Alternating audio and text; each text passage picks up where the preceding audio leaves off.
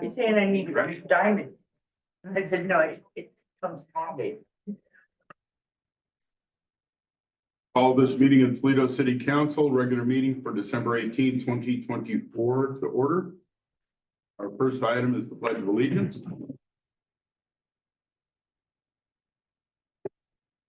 I pledge allegiance to the flag of the United States of America and to the republic for which it stands, one nation, under God, indivisible, with liberty and justice for all. I'll take roll call. Councilor Mix. Here. Councilor Kaufman. Here. Councilor Strong. Present. Councilor Sylvia is excused on illness. Councilor Burns. Here. Council President Bush. Here. Here we have a quorum. First item on our agenda is under presentations, a presentation by the veterans of foreign wars. Yes. Before we get started, just because we have a large number of audience members, can we just make note that any side conversations should be held to a minimum or not at all for anyone attending online? The microphones are very sensitive. And so if we have a lot of side conversations, it can actually degrade the recording of the actual presentation. Thank you. And please put your cell phones on silent. Okay, thank you for having me again this evening. My name is Jim Beisman. I'm with PFW Post 4227 out here on Pioneer Mountain Blue.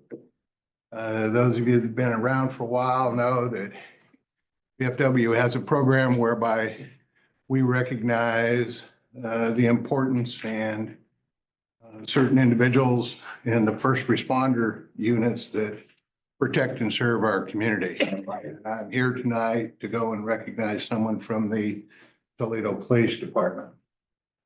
Incidentally, I did the Toledo Fire Department on Monday evening.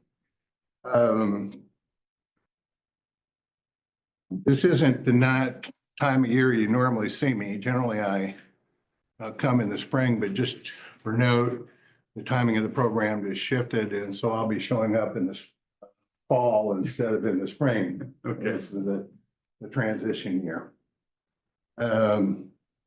VFW does not select the recipient of the recognition. That is done by the chief and the leadership team of the police department, or in other cases, by the leadership team of the organization to which they belong. And so it is everybody as much a recognition and a thank you from the chief and his leadership team as it is from us. And with that, I would like to make the presentation. This year's recipient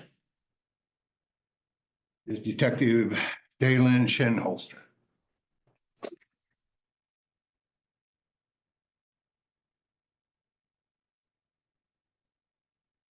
Congratulations, Detective. Thank you. This is the certificate for your keep.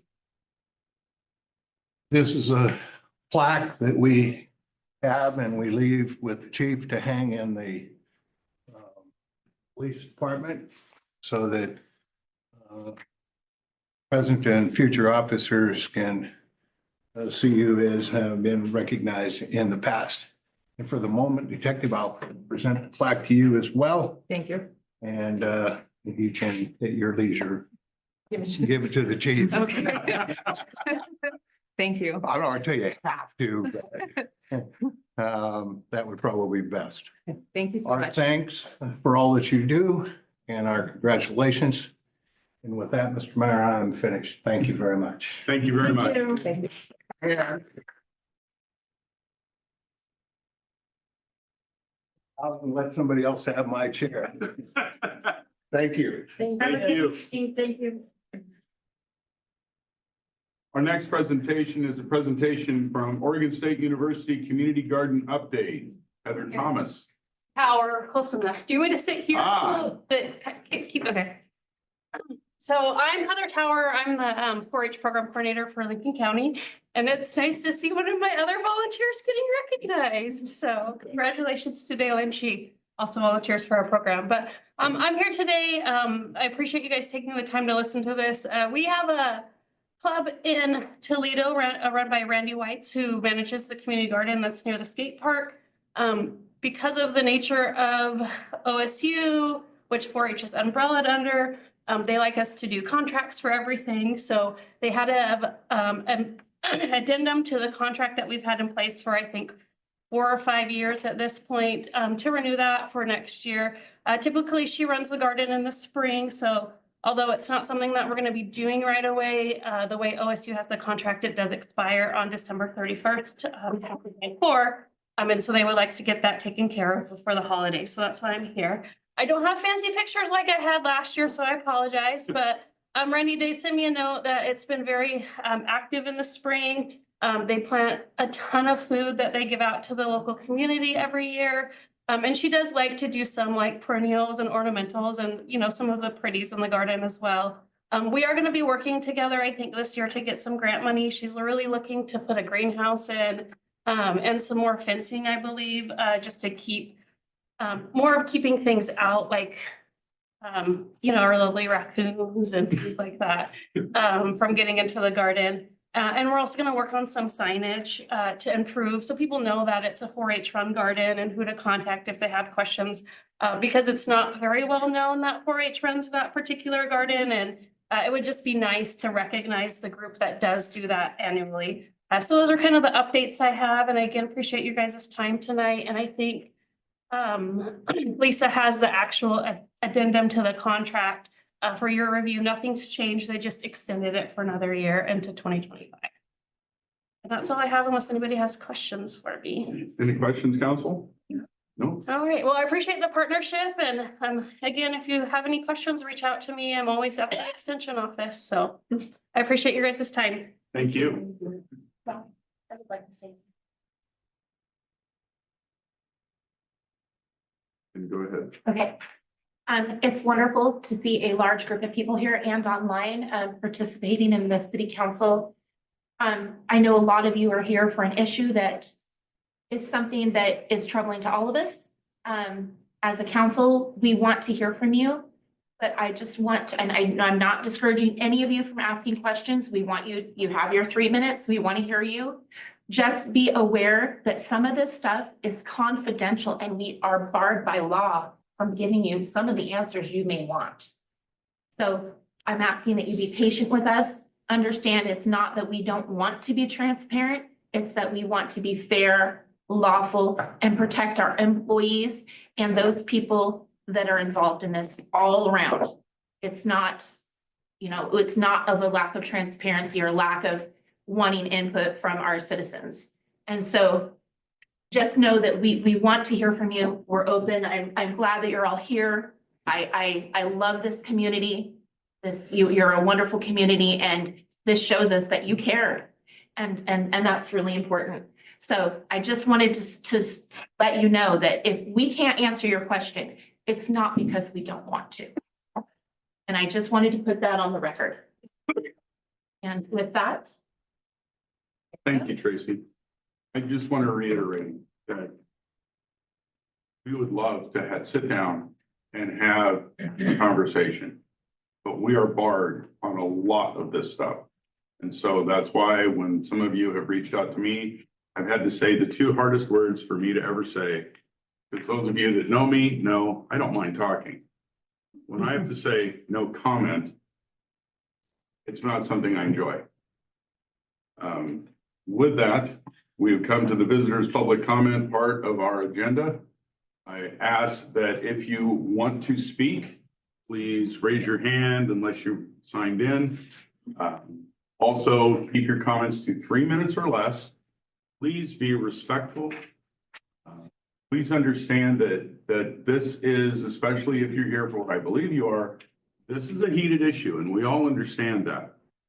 But we need to, in this chamber, try to keep everything, you know, pretty mellow. So thank you. And with that, I will open visitors' public comment. Is there anyone who would like to stand and come address council? All we need is your name. We don't need your address. I received an email I could start it. All right. So today, and I believe this was a person who was expressing concerns, you know, on social media and things as well. So they emailed our city recorder to bring Amanda, forward. they're having a hard time hearing you. So we received an email of public comment. The city recorder received it this afternoon. There's been some rumors going around on social media. And of course, as council has reiterated, we cannot address rumors and personnel issues. But I will read this comment and I will answer what I am able to. This person states, "Hello, I have a few questions that I would like addressed during the council meeting tonight.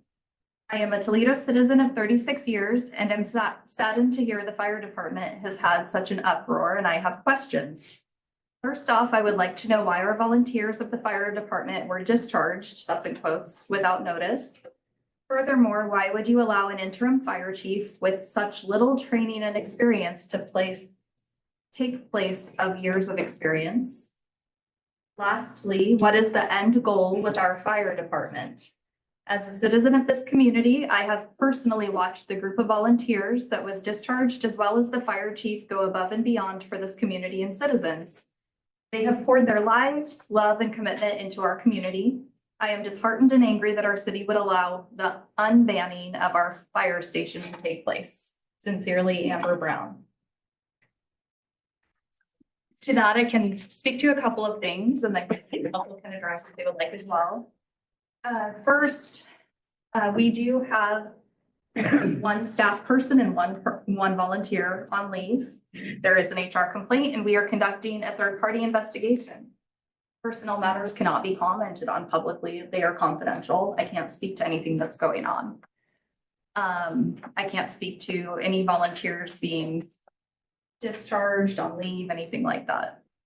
I can say that our interim fire chief, Ryan Harris, has stepped up in a very, very difficult situation and is doing a fantastic job.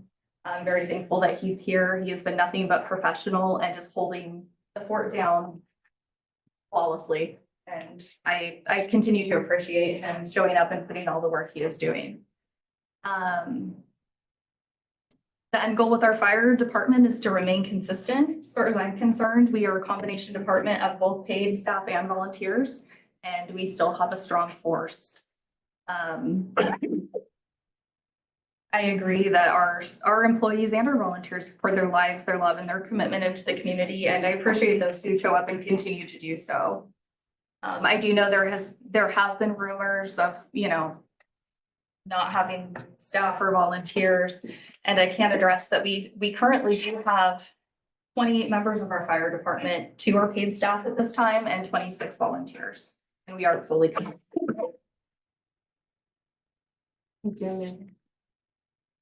Anyone else wishing to address council?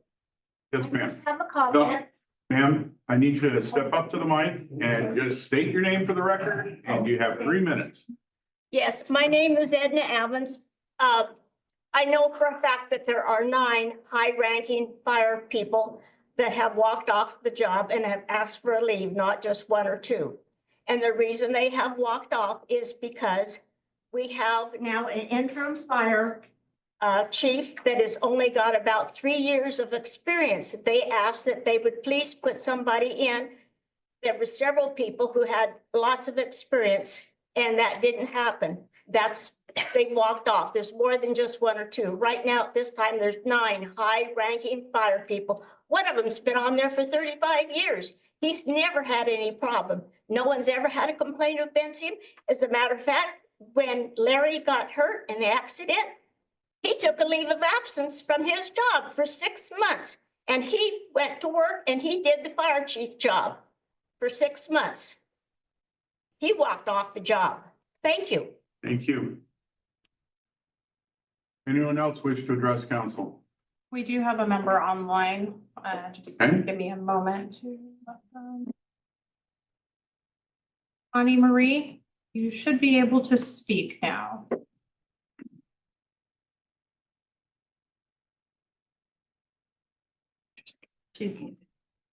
Yeah, I've asked her to.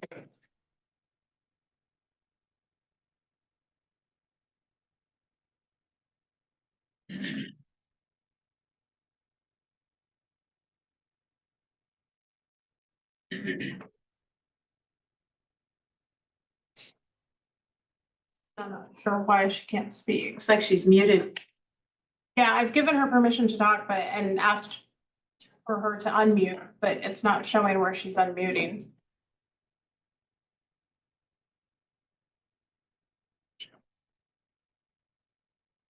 Can you hear us, Connie?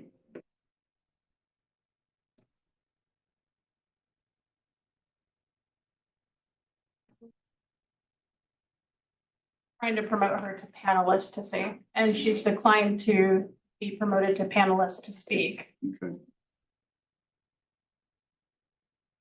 All right, do we have anyone else? We do have someone else online, Daniel. Daniel, state your name for the record and you have 3 minutes. Hi, this is Kara Ammons. It just shows my husband's name because we own the same phones together.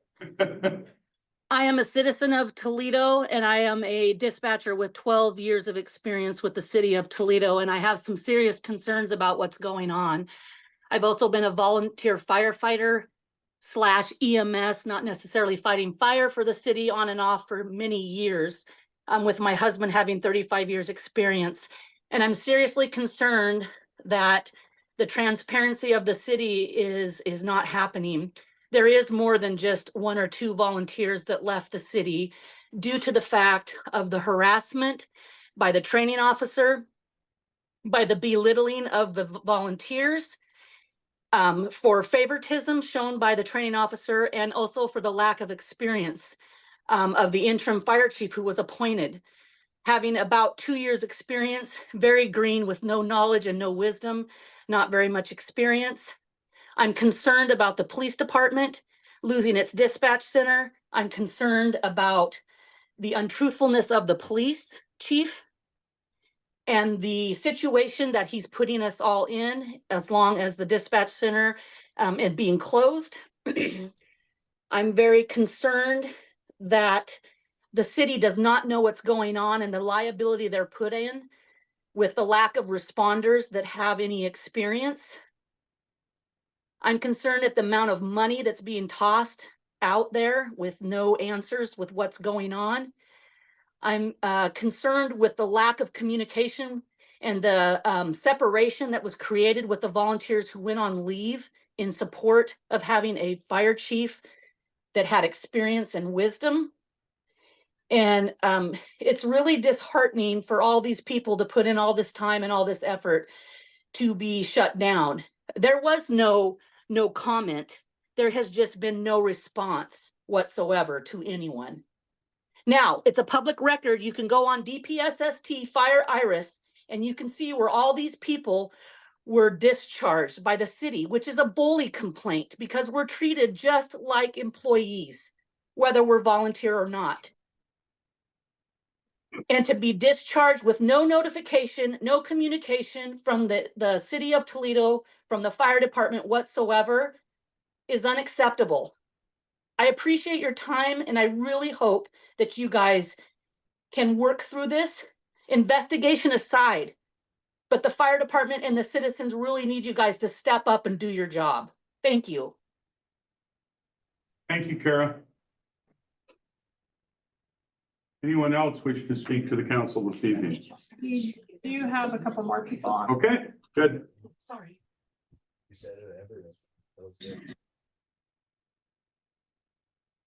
Cheryl Duprow. That's why they need.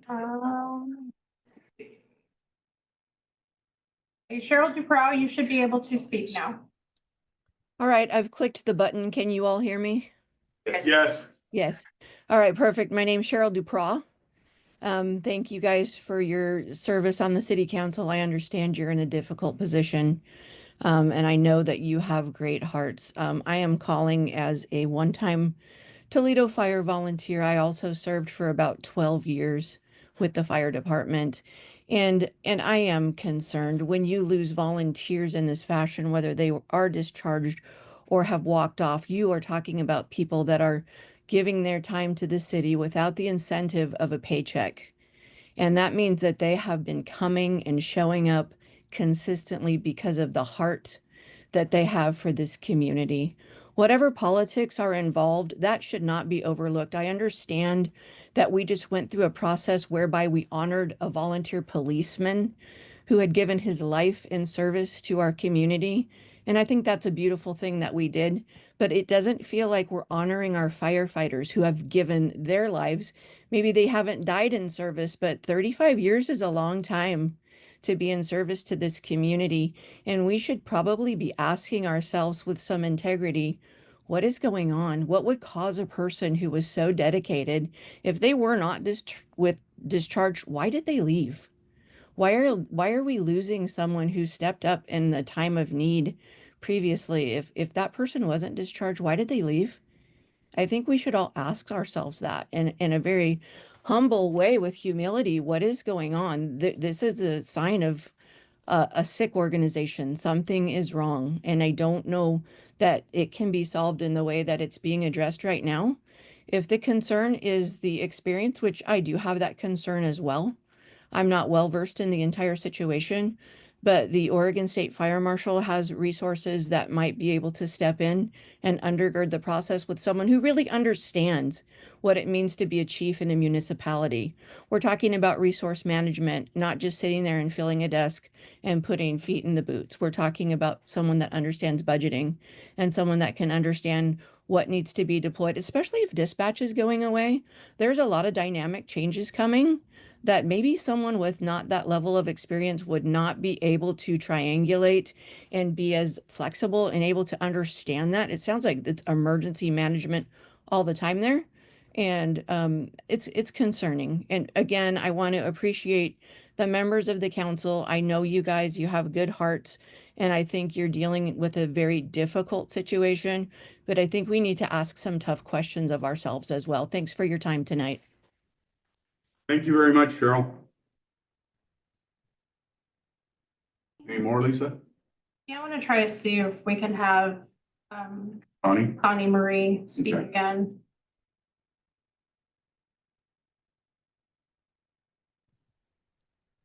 It's actually, I'm sorry, it's not Connie Marie. I am using someone else's account and it won't let me log in. So I changed the display name to my name. But this is Crystal Swinstrom and I have my husband with me. We only have one thing to use. So I'm hoping that you guys can allow 2 different 3-minute times. My question, well, not really my question, but I understand processes. However, you cannot speak of things while an investigation is going on. However, then why has Amanda Carey gave a directive to Shannon Bressick to inform volunteers that there is grievances being filed on people of the fire department or city of Toledo? How come those things can happen? How come we get to find out that the city is telling Shannon things and then other volunteer firefighters there that are still there get to come and tell other people things that, you know you guys are saying is not allowed to be spoken of. So how come where's the gray area? Why the gray area? You can speak of some of it to certain people, but you can't speak to the citizens that are asking. I'm not one to usually speak up, but I've been on this fire department now for 6 years. My first fire department. I have never seen it be like this. In the last few years, it has totally changed and turned upside down. That's all for me. I'm hoping that you can give my husband the same amount of time. He's been on this fire department for 8 years. This man has been born and raised in this town. So has his family. Being discharged and not knowing why you've been discharged is beyond me. Okay, Crystal, we'll gladly give Cameron his 3 minutes also. Thank you, Rob. Go ahead, honey. I'm ready to go. Yep. Yeah, my name's Cameron Swinstrom. I've been with Toledo Fire Department for 8 years. Lived in Toledo for about 33 years, so I've kind of seen how the fire department has been growing up, and part of the reason why I joined the fire department was because of how great of an atmosphere it was. But in the last 2-3 years, I've kind of seen it start going downhill. And I believe that's when Shannon Bressick got onto the fire department. You know, she came from a big town fire department in Las Vegas, and right away she started wanting to change the culture of the fire department. And this was when Larry was gone on his medical leave from that accident. We do not have 28 volunteers, by the way. And on the wall. Crystal, we can still hear you. sorry, but anyways, yeah, just over time, you know, I started seeing the atmosphere of the fire department start declining, and you know, people resigning and because they just don't want to be there anymore. And then just recently, me going on my leave of absence really had something to do with, or actually had something to do with the change of leadership. If somebody other than Ryan was appointed the interim chief, I would have stayed. But since Ryan got it, there's just no way I could have felt safe and still be a part of the fire department. And Oh, come on. yeah, also, I just lost my train of thought. Oh shoot, I'm sorry. Yeah, there's just no way I can really go back if, you know, Ryan and Shannon are still there. It's just unfortunate. Toledo was my first fire department. I was hoping it would be my last, and yeah, I don't know a whole lot. I've heard there's only 10 volunteers, but there's no way there can be right now.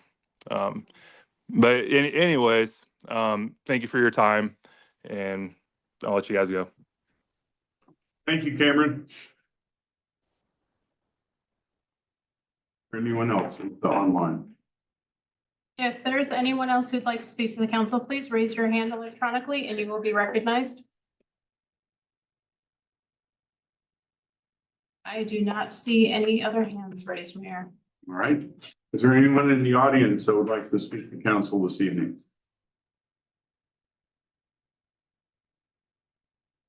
All right, hearing none. I know. I'm always the one that. My name is Barry Brewster. I own millions of dollars of property in Toledo, and it's at risk as far as I'm concerned. I like Ryan. He's a good guy. I like Amanda, and we've got along great, but I would hesitate based on your statement, whether you're qualified to decide whether this is a case that should be at or not, because Ryan is not qualified. I've talked to other training officers and other local departments, and they say he is not qualified to be a relief engineer, much less an officer or a fire chief. So he's flawlessly fine if nothing happens. Georgia Pacific catches on fire, or heaven forbid, one of my properties come on fire. What is his response going to be? What is his training? Has he had officer training? No. Has he had any command training? No. He's a basic firefighter. He's a great basic firefighter from what I understand. It's perfect. There's not a problem with that at all. But he is not qualified to be a fire chief. My question is, have you reached out to special districts to get an interim fire chief? As far as I know, we have not. Okay. Have we reached out for the League of Cities to find out if we could get an interim city manager? Because I don't know what Amanda's qualifications are. I know that she's a finance person, but is she qualified? Yes, sir. To be perfectly honest, in my time here at the city of Toledo, we've had 3 rookie city managers. So that the asking about questions about whether a city manager is qualified or not, that all depends who you ask when you ask the question. And I guess that would be if everything is flowing smoothly and they're making proper decisions. But I mean, she's our linchpin because things have to go through her for everything to take place. And so, like I said, I love you, Amanda. You know, I'm not criticizing you at all or anything like that. I just wonder if you're just in too deep of water here.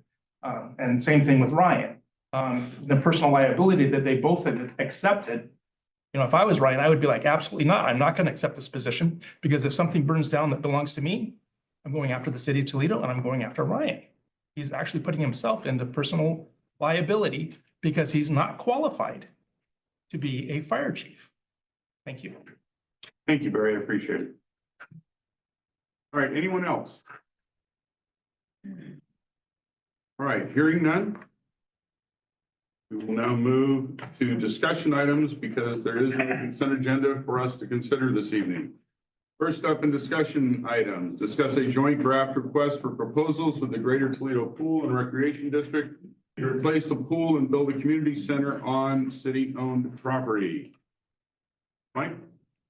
Mayor, council, if I could combine that with the next item, discuss an IGA with the Greater Pool Recreation District. They're related.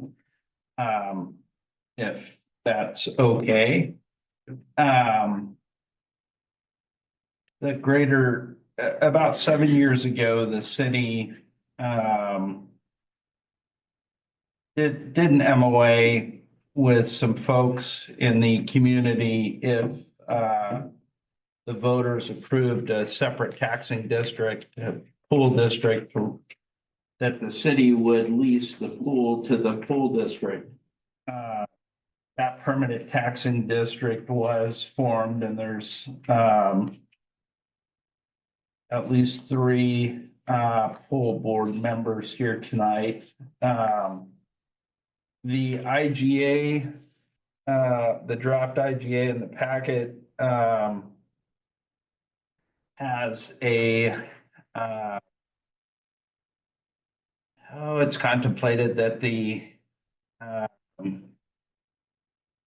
it kind of clarifies the roles and responsibilities between the city and the Greater Toledo Pool Recreation District for construction of a community center replacing the pool. In the IGA, the city's agreeing to contribute up to about $3.8 million to the project to replace the pool and build a community center. In a separate IGA, the urban renewal district that the city has formed, which is a separate entity, will use its tax increment financing to pay back the loan that the city would take out for urban renewal district funds. This is pretty, this is done in a number of different communities. It's the council's decision. The IGA does put the management of any RFP and the contracting process on the pool. Rather than the city, it does put the management of the professionals hired on the pool. It's their budget, it's their project. And tonight, last Thursday, when we set the agenda right before then, Jim Chambers, who I misspoke, is not one of the 3 members tonight. He's married to one of the full board members, but he asked to talk to the council. And I guess just due to the complexity and the relationship between the existing lease, the other IGA, this IGA, we'd strongly recommend bringing this back to the council in a future meeting. And I think that's all I have for staff report. Is there anyone in the audience that would like to speak to this agenda item? Here, go back, yeah. Right. Please state your name and Roy, if you speak, you need to state your name too. He will speak. Hi, I'm Peter Vinci, and I am Vice President of the Greater Toledo Pool Recreation District. And just to sort of update you, we've made a lot of progress with our plans for replacing the pool and establishing a community center in partnership with the city. I think we have, with the partnership with the city, I think we have just about enough money to make it a go. So we've done the conceptual design process with Scott Edwards. It's an architectural firm out of Portland. And so we're ready to move on to the next steps, and we have to have some agreements with the city before we make a request for proposal, which the city is going to help us with to some extent. And we hope that the process will be sent out, the request for proposal will be sent out around the 1st of February. And we're looking at, it's hard to tell, talking to the architects, of how long the permitting process is going to take, but we're looking at maybe construction happening next fall of 25, maybe a little sooner than that. And we'll be replacing the pool and establishing a community center. That pool was built in the late 40s originally. The current pool recreation staff has worked diligently over the last 6 years to maintain it as an operating facility. We've had some issues. We had to replace our heater, pool water. We had to replace the heater for the showers. But and COVID, of course, was a challenge for us, but we're ready to move into the future. So. Roy, go ahead. I'm Roy Kenyon. I'm president of the pool board. And, both Mike and Peter talked kind of generally about what we're trying to work together to do. But, we do have a rough draft of the IGA, the intergovernmental agreement that we really need to kind of pound out some small issues. I think we're all in agreement with majority of what's in the agreement.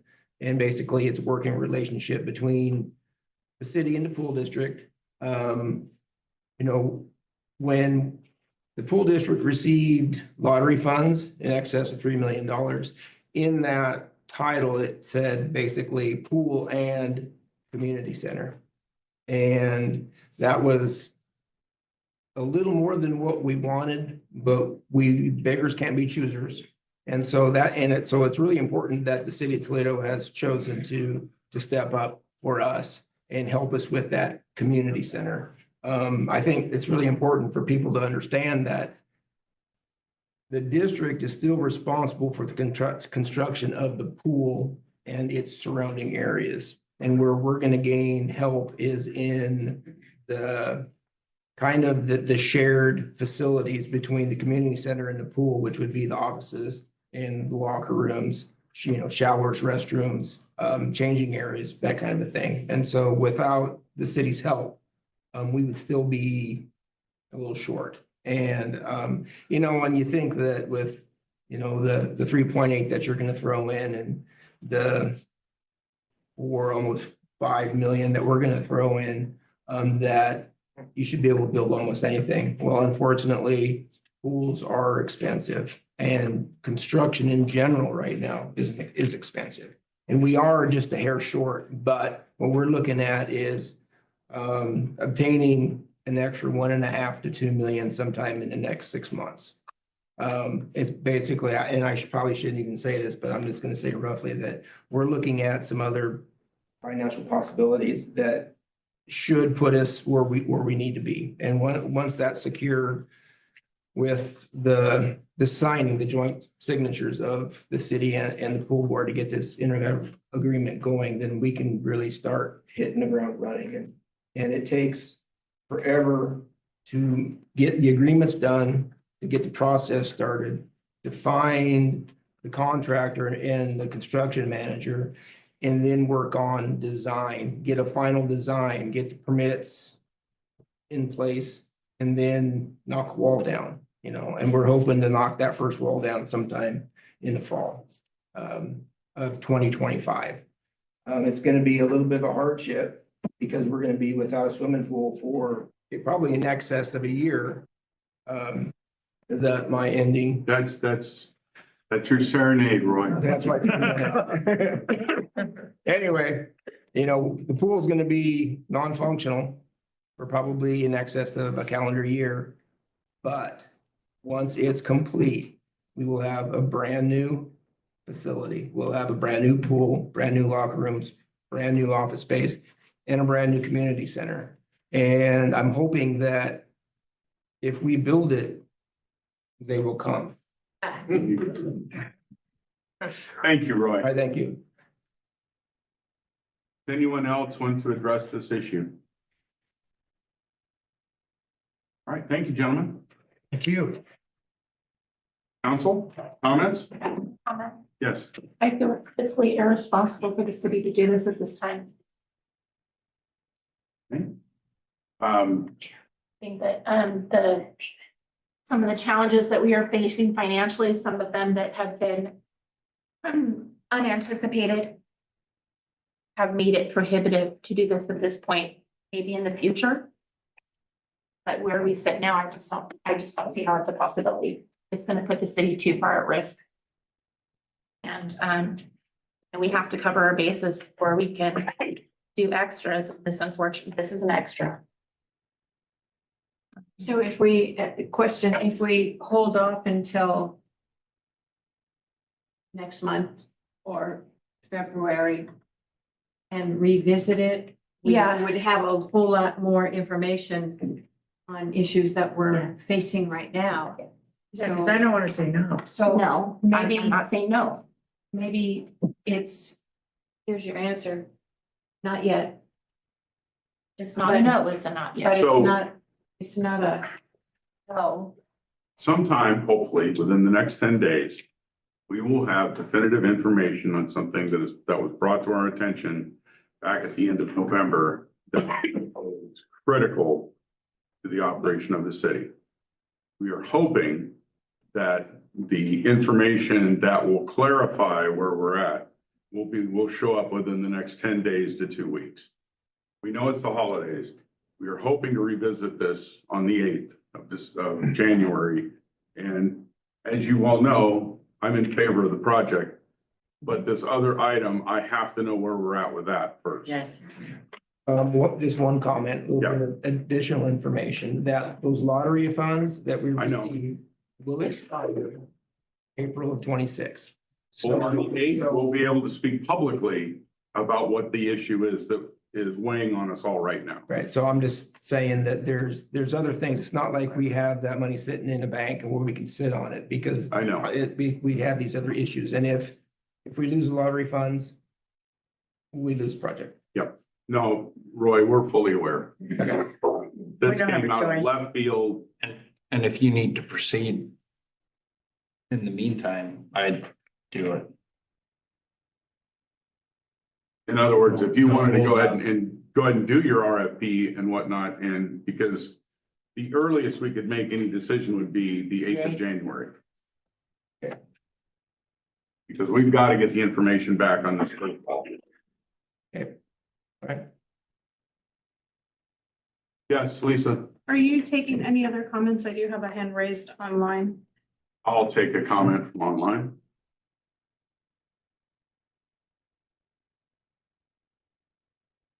BJ, you can speak.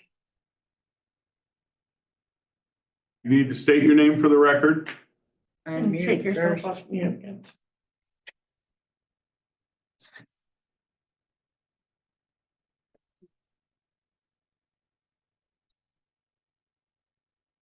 He lowered his hand, or they lowered their hand. Yeah.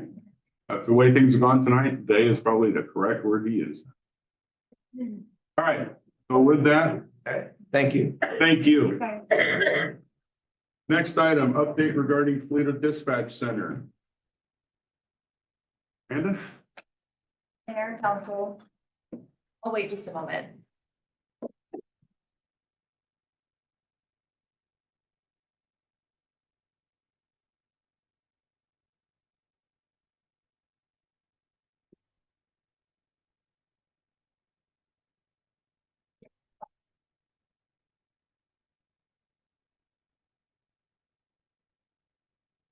Thank you.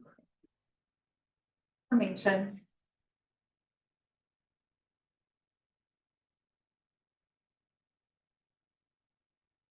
So tonight we have an update for council. Earlier this month, it's been a blur. We came to council in an executive session with a staffing issue. I'll try and enunciate. I'm sorry, I don't have a big voice. Let's try and boom. We have reached critical staffing levels at our City of Toledo Dispatch Center. This is something that we have struggled to maintain for years. We have a small community. We have limited workable resources. And we've always struggled to staff our department. This is nothing new. This is an issue facing the industry nationwide. So a little bit of background information just for council. This is from the National Association of State 911 Administrators. This is something that was published in 2023. Little high level detail for you. 2023 International Academies of Emergency Dispatch and the National Association of State 911 Administrators surveyed staffing levels of 911 centers across the country. In that of that survey, there were 774 respondents in 48 states. 89.3% of those were based in public safety answering points, which are PSAPs, what we are. And this data covers 4 years from the period of 2019 to 2022. So that survey found that the average vacancy for staffing in 911 centers across the country was about 25% in that 4-year period. So positions on average when unfilled. 911 staffing problems are deep and wide ranging across all communities in our nation. There's a little graphic, it's a little bit hard to see. Very concerning levels. This is not something that is local to Toledo. This is something that is industry-wide. So of course, City of Toledo, we've struggled as well. We have operated a dispatch center for a long, long time. It's to the best of our ability to provide a service to our community. Unfortunately, we have reached a point where we are down to only 3 dispatchers left on staff. That is not feasible to maintain service to our community 24/7. That is a critical service we take very seriously. And we need to make sure that our community is covered. With that being said, Chief Pace, myself, and our staff at dispatch have all been working quickly, tirelessly, reaching out to other agencies to navigate a path forward. We have reached out to OEM, the Oregon Department of Emergency Management, who oversees PSAPs, some other services they provide. And they are actually helping to support us with this work during this time. We have gotten quotes from other agencies. We are currently in talks to transition our dispatch to another agency so that we can maintain support for our citizens. We are going to be sending contracts for them to evaluate. They're going to help us coordinate meetings, and they've provided a checklist to make sure that we have all of our bases covered.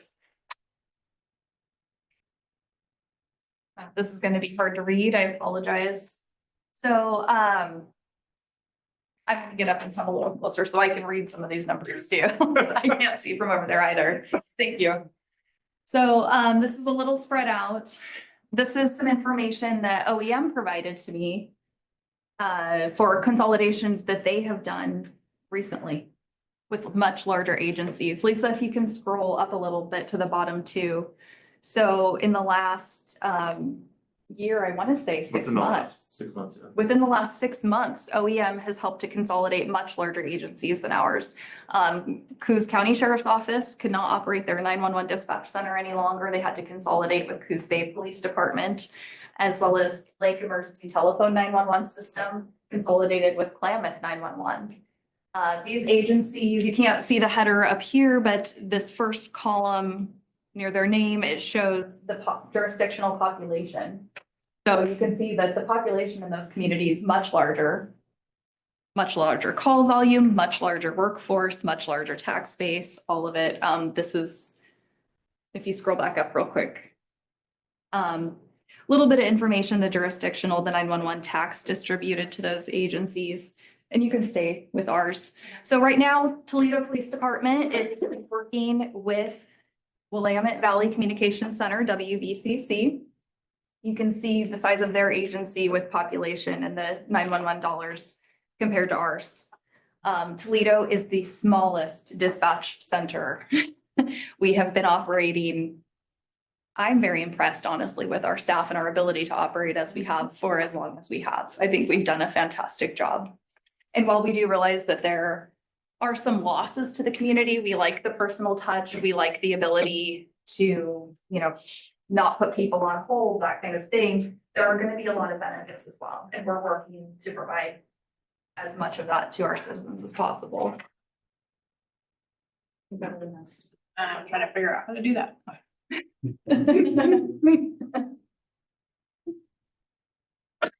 So this is just a little map to show you, it's crudely outlined. This outlined in yellow is WVCC's territory. As you can see, Toledo is that little tiny circle right in the middle of it. So they are already covering all of the surrounding areas around our city. Their radios already talk around our area. We already have everything in place. We do believe this will be the best transition for City of Toledo's dispatch. So the benefits of consolidation with WVCC include interagency communication. Our law enforcement will be on the same channels as the other agencies. Toledo PD can see all of the surrounding law enforcement calls. Currently, we don't have the ability to do that. Toledo PD can self-initiate themselves. If there's something going on in the area, they can see it and they can respond. Emergency response time is going to be greatly improved. They don't have to put people on hold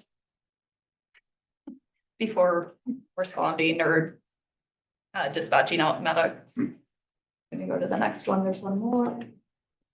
WVCC also offers many upgrades in technology and benefits that we currently aren't able to provide our citizens, including text to 911, rapid SOS for better location identification, as well as they have a user advisory board. So their board is made up of a representative from each user agency. This is very important because all of the communities have a voice in the operation. We will have a member who has a seat on that board.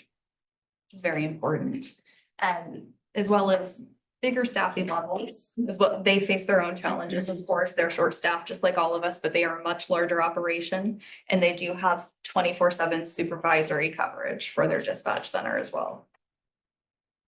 So right now we're still navigating this transition. There's a lot of information yet to come. We have been sent some initial contract information that needs to be reviewed. We're working through checklists. My intention is to update council that yes, we are intending to move toward WVCC. And our next meeting, the beginning of January, we will be bringing all of the information, the contracts, everything to council so that we can review numbers and discuss this more in depth, get that contract signed and move forward.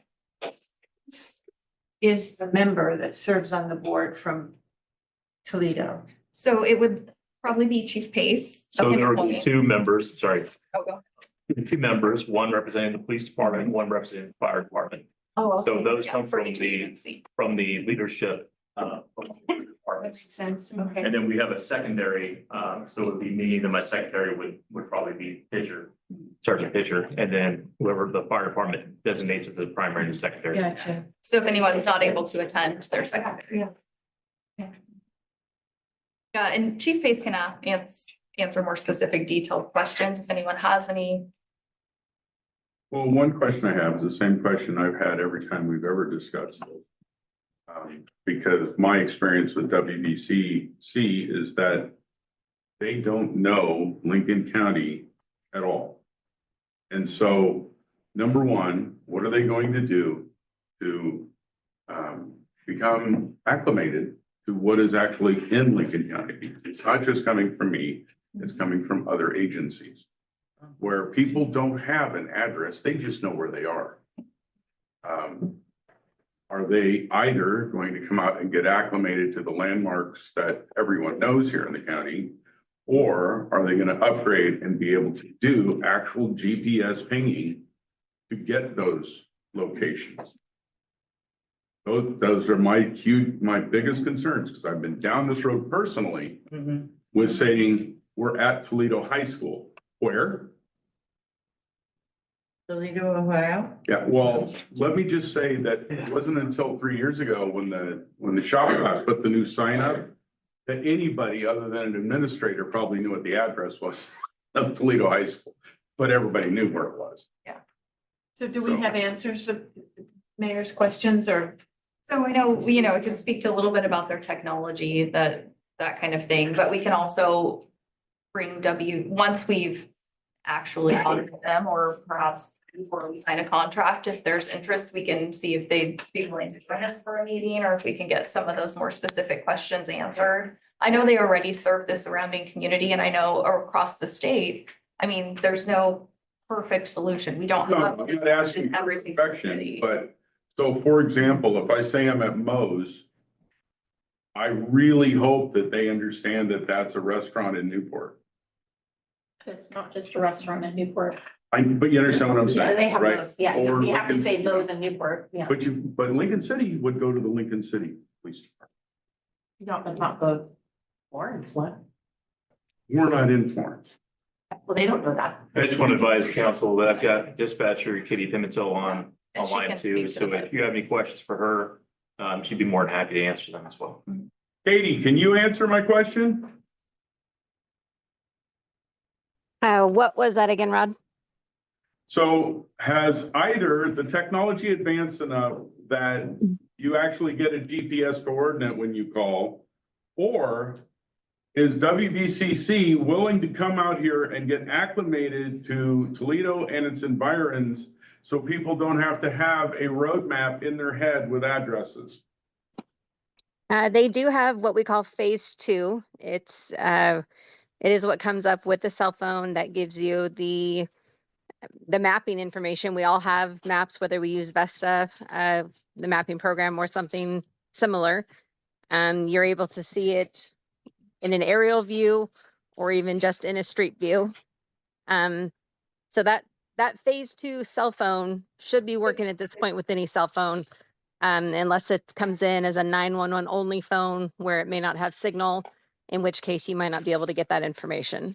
I have offered, when and if this transition takes place, any of the information on our mapping, our jurisdictions, anything that might benefit them in learning our area. I've made myself available, said that I would be happy to come over and help, in aiding them to better learn our area.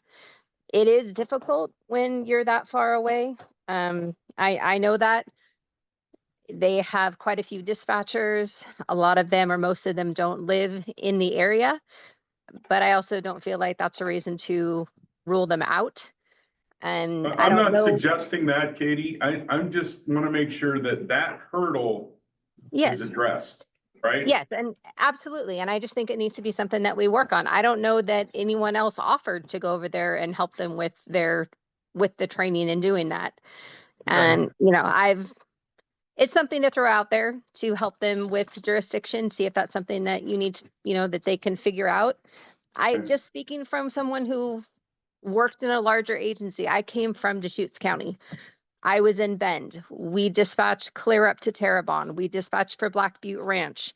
I knew the ins and outs of, Lapine, which is a good, 35, 40 miles south. So I know that our area expands far beyond that where they are, but they currently have Newport. They have the sheriff's office. They're just expanding what they already know. And I know that a good majority of those folks, at least dispatching, they have that information.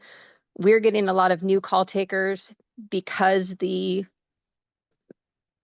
staffing is the way it is. You're constantly getting new people coming in. That's just how the industry is. So you're getting a lot of new people who honestly are from that area. They don't know They don't know our area. And that's unfortunate. That's All what we I'm have. concerned about is can we get that addressed? And if we can, Absolutely. that's fine, okay? Absolutely. I just don't want it to Right. be a reason that, we rule them out or that I we understand. continue And to have a problem with Katie, it. I agree with you. I just want to make sure that that particular issue gets addressed. Because one of the other shocking moments is when I stood in the parking lot right next to the Timbers, not this summer, but the summer before, and said the fire alarm at Toledo Hotel was going off. And they asked me, where's that? Well, the Toledo Hotel is the Aquina Bay Hotel. If you're not using the You correct know verbiage, they're not exactly going to what I'm know. saying. I understand that, but it's going to be the same thing with us. If we have someone new that comes in and you're using that type of verbiage, we're a small town, so you have that. But part of it is giving the correct detail. If I ask you where you are and you don't give me the right milepost, that's not my fault. I I need understand that, accurate but you tell me information. where you find most of the mileposts on Highway 20 between here and Columbus. You don't, In the in day, any event. it would have helped if you hadn't run them over, right? When, That's part of where the Have a 911 seat, raise system your comes hand. in. just gonna provide information. Yes. Don't forget that. Yeah, the team has been very helpful. We have a whole team working with us and we're trying to work through all of these issues. Good. I mean, that's all I'm asking for, right? I don't want anybody else to get caught in those situations. Cheryl Pratt has been online holding her hand for, Mhm. I know it's not asking for time, but I guess we just let. So Cheryl, go ahead. Oh, hold on. Well, hi again. I have some of the same concerns that Mayor Cross has as well. Having been an emergency responder for over 20 years, I'm sure that you all know that that can be a really confusing time for dispatch. One of the questions that I had regarding this is, yes, I live in the city of Toledo. Yes, I would love to keep a dispatch center. It seems like there are a lot of things changing with our emergency service response right now. And I'm just wondering, is this the best time to do this with how many other moving parts that we have with the confusion at the fire department? That's a question. The other question is there's another stakeholder, it occurs to me, that should be part of this discussion, and that's the rural fire district. I'm wondering if they have been looped into this discussion as we do provide service through them to them through a contract. I live in the city. My daughter lives out in Eddyville, and she would be subject to the provisions of that dispatch. And I don't know, as Mayor Cross highlighted, cell service out there is not great. I have a 14-year-old granddaughter out there who might not be able to articulate specifically her address in a spotty cell service area. And I'm wondering where they are in this discussion, the rural fire district. They seem like an interested party. And I don't know why you're shaking your head. No, ma'am. It's very distracting. I am just bringing concerns as a member of Toledo to the discussion, as I think I have the right to do. Who are you talking to, Cheryl? The woman in the front with the blue cup in front of her. I feel like maybe she's disagreeing with me because she's continually shaking her head no as I'm speaking. And it's very distracting. I have a concern and I'd like to be heard. That's all. Cheryl, we do hear you. In fact, I was writing your notes down. Okay. As you spoke. Yes. Thank you for that. So I am worried about what's going to go on with so many moving parts in such a close period of time, so much up in the air, and also with the dispatching for the rural fire department as well. I know that in some of those areas, when I was a responder, those communications could be quite tricky, and triangulating where you're going in an emergency. Well, clarity is always the best option. And plus, who doesn't love the home team of Toledo Dispatch, right? I mean, we'd I'd love love to to get see some- that preserved. I'd like to give some clarity to that. We have no choice. If we have no dispatchers, we either outsource it or nobody gets their 911 calls answered at all. I hear you, Tracy, Madam Counselor. And my concern is, did we stop recruiting people? I mean, I understand we have down to 3. So Cheryl, I'll try to sum this up really quick. We have had positions open for years that are not getting filled, whether that's with our police department or whether it's with our dispatch. And it's not just us. Lincoln City's going through the same thing. Unfortunately, in the case of the city of Toledo, we don't have transient lodging tax to be able to say to those recruits, we'll give you 20K if you stick it out for 2 years. We don't have those kind of funds. Well, thank you for They that are having a clarification. problem getting people. That's the issue. Well, and it's a tough nut to crack here on the coast. It really is for recruitment. I understand that. Thank you for your clarification. You bet. Thank you for commenting. All right, Barry, step up, state your name for the record. My name is Barry Brewster. So Cheryl, Amanda was rocking back and forth in her chair, so she was not saying no. So I just wanted to clarify that for her. So 17 years with the Lincoln County Sheriff's Office. We went from Lincom to WCC. Okay, so all these questions came up, same thing. They will actually send the dispatchers to do ride-alongs. So they have a dispatcher that'll be working in our area. That dispatcher will come and actually do a ride-along. They'll learn all the keywords and key places and kind of get a picture of what everything is like. And so they do that kind of a thing. Okay. It is awkward that all of a sudden I'll be called and say, hey, this is Brewster, I'm at the Elks, and I set off the alarm. And they'll be like, what? So, but that's just, sometimes it is what it is. So, Thank you, Barry. it worked for the county. Any other comments, council? Yes, Stu? I just Oh, hold on. What? We do have one more person online. All right, who do we have? Daniel. Daniel. If it's actually Daniel. Hi, this is Kara Ammons. I just wanted to kind of put my comment in regards to my experience of working for the Toledo Dispatch Center for 10 years full-time and 2 years in a part-time status. And I have grave concerns about the dispatch center going away and never being able to have that service again available to our community members. And I've done a lot of soul searching in regards to why it is not being successful. And I really do have deep concern about leadership. Leadership, when you have strong leadership who supports your people, you have longevity in them. And I think that they've lost a lot of key people in the last several years due to lack of leadership and lack of consistency in the center with their employees. And while there may be a historical statewide deficit in regards to recruitment, Toledo has always been very unique in the positions that they can provide for people, whether that's the training and the service that they provide to the communities. But I think that has been lost, like I said, and I really implore the council to really look at the leadership that they've got steering this boat that's sinking into the ground. And so I think that you're skirting the issue of what could be the deep source problem. And so again, I really just it's devastating to have them be lost and to never recover that, because it is a valuable resource, and that's all I have to say. Thank you, Kara. Council? Yes, Stu. I'm just looking at this as somewhat budgetary. Now, I know our town in 1963 was around 3030. Right now, it's around 3,500. We haven't really grown that whole much. And I've been around and talked to other communities and such on there, and they're kind of in the same boat. Things get expensive. And right now, I would love to have our own dispatch center, because I just remember when Jack Stock threw me in the jail and said, you better behave.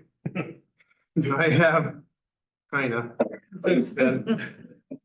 So things change. Budgetary wise, though, I think that we've outgrown, no, we haven't outgrown, but I think the price has outgrown what we can afford.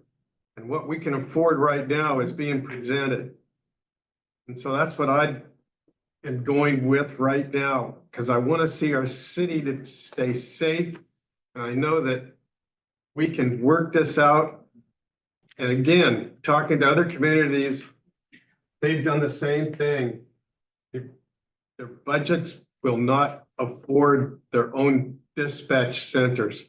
But that doesn't mean that we're gonna get rid of the police and make this place unsafe. It just means that there's gonna be a slight transition period so that we can continue to make all the residents in the city of Toledo safe. Thank you, Stu. Well said. Yep. Even if. Any other comments, council? Rod, this is Katie. May I chime in? Yes, Katie, go ahead. All right, this is Katie Pimentel. I'm the current communication supervisor for dispatch.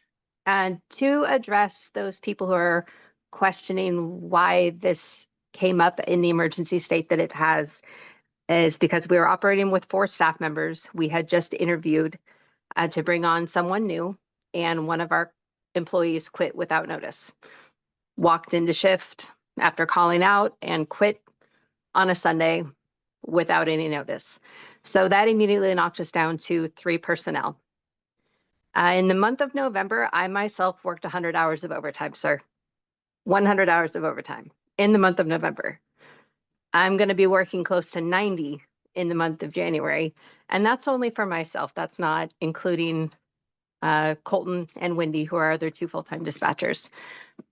If this came to a point where we don't have the ability to bring someone in and train them without it just simply exhausting us beyond what we're capable of.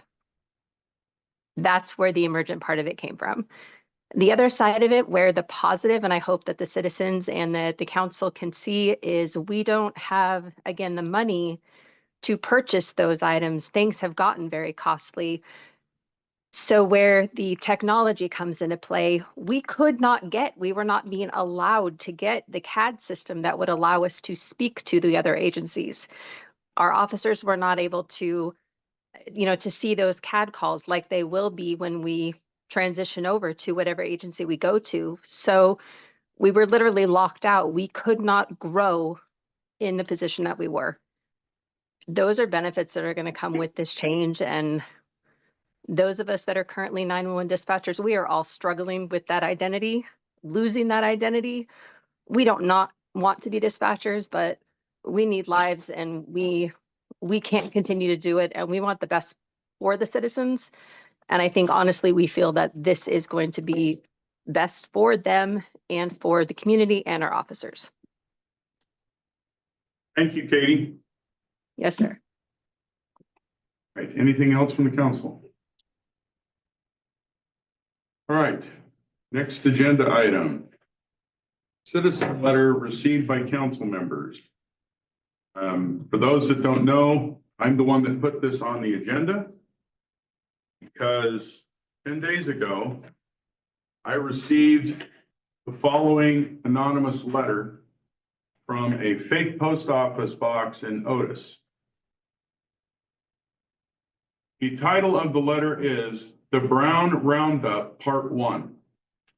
Starting the last part of January 2025, this nation will commence the largest roundup of brown illegals in our history. How can you help? Start identifying those folks who you suspect are here in our country on an illegal basis. Then it goes on to list all these ways that you take down license plate numbers and makes and models of cars as people come out of churches and come out of Walmart and anywhere else you might see someone.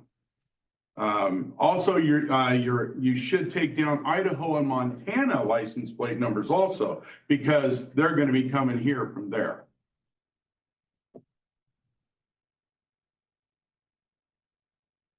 My wife was kind of shocked when I read it and stopped the car, because normally I pick up my mail on my way out of the driveway, picked up the mail, opened it up, because I rarely get a hand addressed envelope in my mailbox anymore.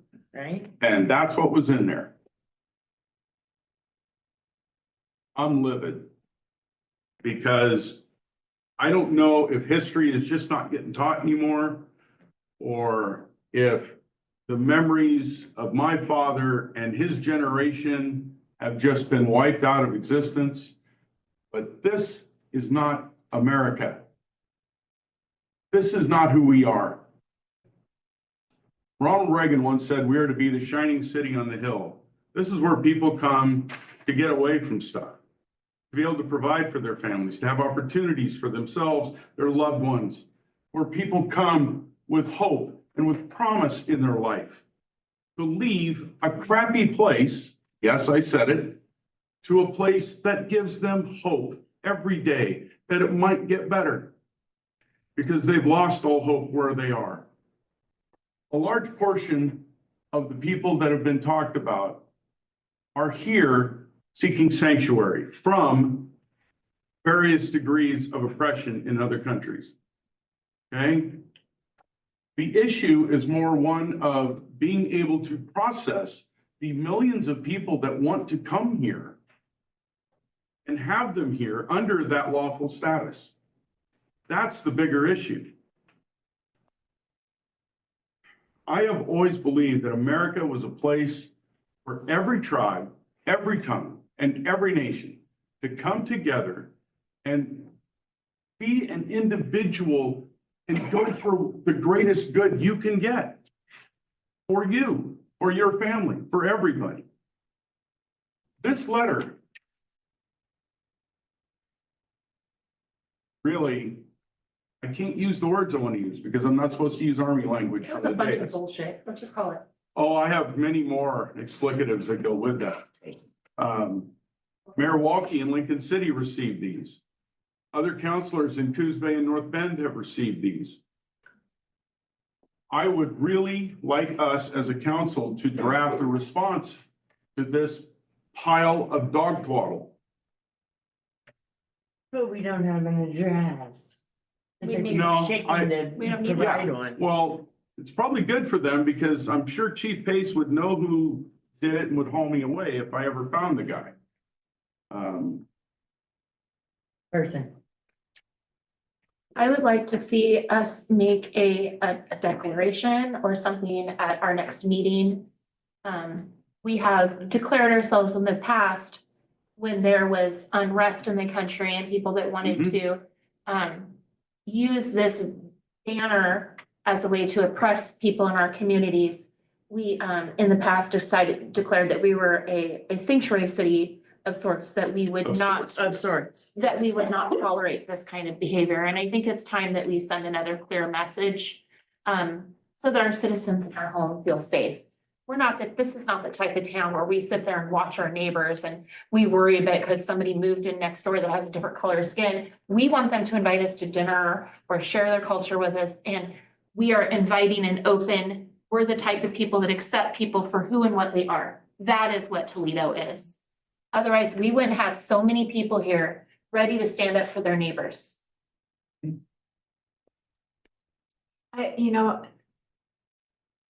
I recommend that we don't use the term sanctuary city. No, we don't. That's fine. We don't, but what she was referring to, I understand what she's referring to. yeah. I no, get we that. didn't call it that, but that, Okay, yeah, okay, because we. I know. But in That's right, he the said of verbiage, sorts. Of sorts. in the And verbiage, I understand what you're saying.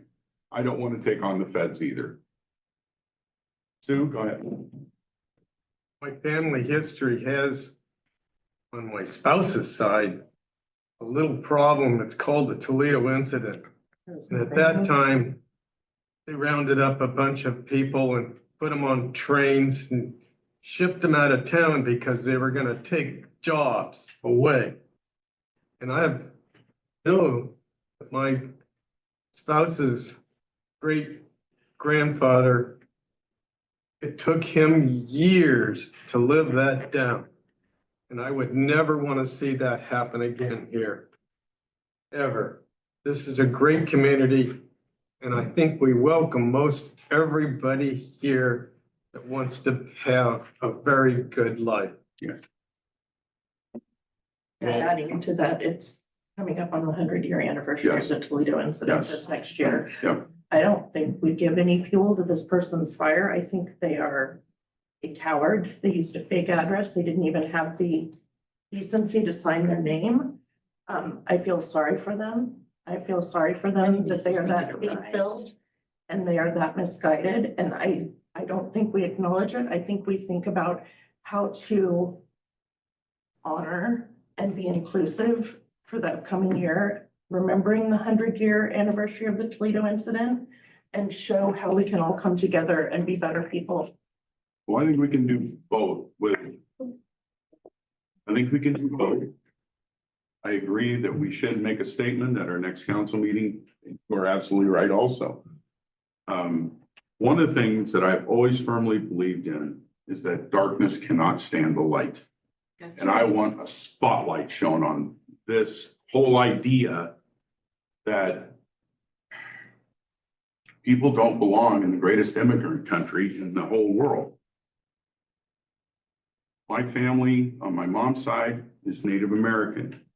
My dad's side of the family is Heinz 57 from every place in Europe you can imagine. And I will say that knowing my dad's family, I'm pretty sure some of them were stowaways and jumped off the ship just before they got to Ellis Island, so they didn't have to become quote unquote written up. I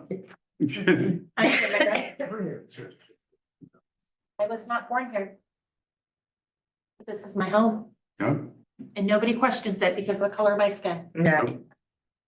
So I wanted the community to be aware of what's out there. I wanted the community to understand at least, and now I'm glad to have all my council chiming in with me. This is not a place for this. This is not a place where those views are not brought to the public eye.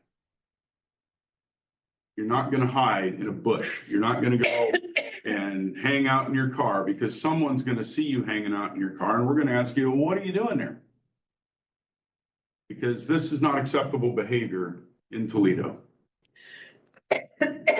With that, Andrew, you've been trying to get your hand up. And for those of you that don't know, this is Andrew Keating. He is. I was gonna say that myself. Taking my spot. Yeah, he's taken Stu's spot. And Stu has more hair.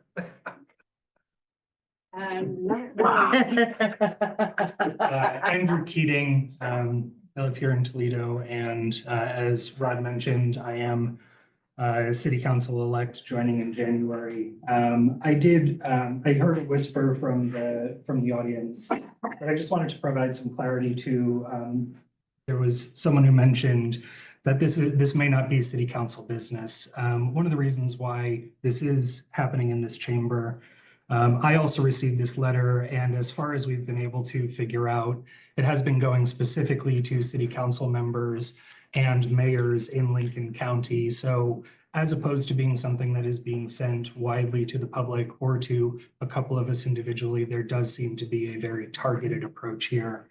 So my ultimate comment is actually something that, funny enough, I'm really appreciating is on this mouse pad in front of me. One of the things I love most about living here is that when you drive into Toledo, you do not see welcome to Toledo signs like you see in Newport and you see in Lincoln City. You see Toledo welcomes you. Toledo welcomes you. Whoever you are welcome here.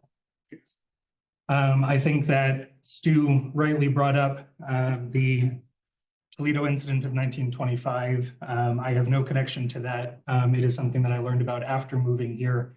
But when I moved here, and one of the reasons why I ran for office and volunteered in the community and got involved in the budget committee and have become very close with many people in this community is because political affiliation, religious belief, whoever you are, whatever you stand for, you are welcome here, you are respected, you are a human being worthy of your place in Toledo, just like everybody else. And what this letter really does, and I think there's also something to be said of the timing of this conversation immediately following the dispatch conversation. Rod glossed a little bit over a portion of this letter that specifically discussed ways to track, stalk, and report on people in public spaces. We do not want our 911 centers, we do not want our police to be bombarded with racist calls, with constant reports for every person of color, just because there is this disseminated letter that we don't know might start to spread. And that's, I think, what we're worried about. And so while I agree with the idea of creating a statement, I think that it's something that we hold on to. I think it's something that is created in partnership with law enforcement and with dispatch that is available, that in the event that this does become something that is public, that is common, that starts to actually spread beyond just going to individual government officials. Yes, I see I'm at time. Thank you. I do think that having something ready to say that this is not only not who we are as a community, but it is also bad for law enforcement, bad for actually protecting our citizens, and not the way to go about whatever suspicions you might have for whatever reasons you might have. And thank you very much. Thank you, Andrew. There's somebody online. Yes. There is someone's hand raised online. All right. Michelle's iPhone. It's not Michelle, it's Michelle's iPhone. Michelle, go ahead. Hi, my name is Michelle Becker, and I live in the greater Toledo Pool District area, but not the city of Toledo necessarily. And I've lived here since 2010. I love the community. I work in Newport. I wanted to say if the city feels inspired, or if any individual feels inspired, Corvallis for Refugees is bringing in 40 to 50 individuals, refugees with refugee status in the next month, and they're looking for donations and assistance in a variety of ways. And if they're interested in donating to that organization or assisting, that would, and they're feeling inspired to do so, I just wanted to put that out there. Thank you, Michelle. We appreciate it. Anything else, Lisa? I don't see any more hands raised. All right. All right, moving on. Now we're into decision items. First item, approve an agreement addendum with Oregon State University for a community garden. I toss it to the front table and say, whichever one wants it, takes it. Mayor, Council, initially I included this as a consent agenda item because I believe there wouldn't be any much discussion about it. But in your packet is included a copy of the addendum to the garden agreement with Oregon State University that Ms. Tower spoke of earlier this evening. And so all we are seeking is for approval of the addendum. Any comment, council? Anyone in the audience wish to comment on this item? Hearing none, I would entertain a motion. I move to approve the addendum of the Oregon State University Cooperative Extension for the community garden as presented. I second that. I was trying to move and she moved too fast.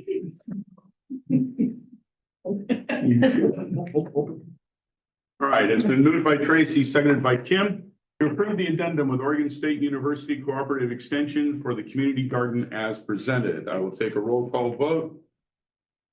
The Counselor Kaufman, Yes. Counselor Strong, Yes. Counselor Burns, Yes. Council President Bush, Yes.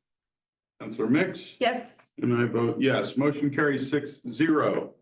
Next item, consideration to reappoint an incumbent to the Planning Commission. Council, in your packet is an application from incumbent member Ricky Dyson, who served on the Planning Commission. His term was expiring at the end of this calendar year. With several instances that have come up, I did not have an active recruitment posted online. However, I did have the information that of their terms expiring in addition to some others such as the Budget Committee. And traditionally, when an incumbent member has been interested in returning and serving on any committee, we do ask that they submit an application just as a new applicant. And in the past, the council has not practiced interviewing incumbents. And so I did not ask Mr. Dyson to come to this meeting, and I did not include interview questions. But it's up to the council whether or not you want to reappoint him or push this back to after the new year. Now, Lisa, do we have other planning commission seats that are open that are not filled at the moment? No. No. Every other one is filled. This is the only term that's expiring this year. What about Budget Committee? Budget Committee, there are 2 terms expiring this year. There's citizen terms, which I've reached out to them to ask if they want to continue serving. And then with Council-elect Keating moving to the council, there will be another vacancy there. And then we still have 1 current vacancy as well. So we're going to be up to our positions. I just wanted that on record so people could hear that we have some vacancies and we need and cherish and want the community involvement. So is there a problem not putting it out for recruiting? I just, I haven't posted a press release. Right. A call out, but it was just, I was kind of bombarded with other stuff. I would think if he wants to continue. There hasn't been in the past. Mr. Dyson has had quite an interesting journey to get to Toledo. He is. Barry, why do you just keep popping your head in the door? I don't know. It's like a jack in the box. Barry will do budget committee, so send him a packet. Oh. Um, He was already out. Mr. Dyson is originally from New Zealand. That's where he grew up, had his education, came to the United States, midlife, was in Utah, working in academia. And then he and his wife moved to, of all places, Toledo. Much like Councilor-elect Keating fell in love with the town, and he's been volunteering ever since. Okay, so it says here that you haven't actively recruited, but it was posted. The information of the terms So- is available on the website. So if you look on the website. Yeah, I'm okay with just and. Yeah, everybody. I would entertain a motion. Just for clarity. I think he's the gentleman that walks around town with the cane. One of them. You're the other one, aren't you, Stu? Ouch. Yeah, put your foot in that. I make a motion to reappoint. Yes. Second that. Did somebody already second it? I make a motion to reappoint Ricky Dyson to the planning commission. I didn't finish the planning commission part. Okay, now second. Faster. Second. It's been moved by Jackie Kaufman, seconded by Tracy, to reappoint Ricky Dyson to the planning commission. Let's see, on this one, I'll do it the easy way. All those in favor signify by raising your right hand. All opposed, same sign. Motion carries 6-0. All right. Thank you. Next item. No, thank you. Accept a grant agreement with the Oregon Parks and Recreation Department for a parks master plan.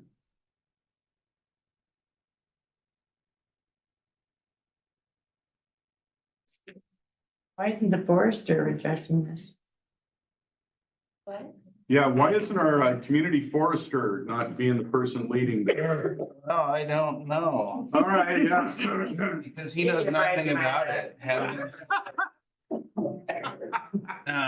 Mayor, council, committee Sorry, Mike. here. Asking for motion to approve the acceptance of a grant from the Oregon Parks and Recreation Department. And authorizing city manager pro tem Carey to sign the agreement. The city applied for and was awarded a grant for Parks Master Plan, which is something that we don't have at this point.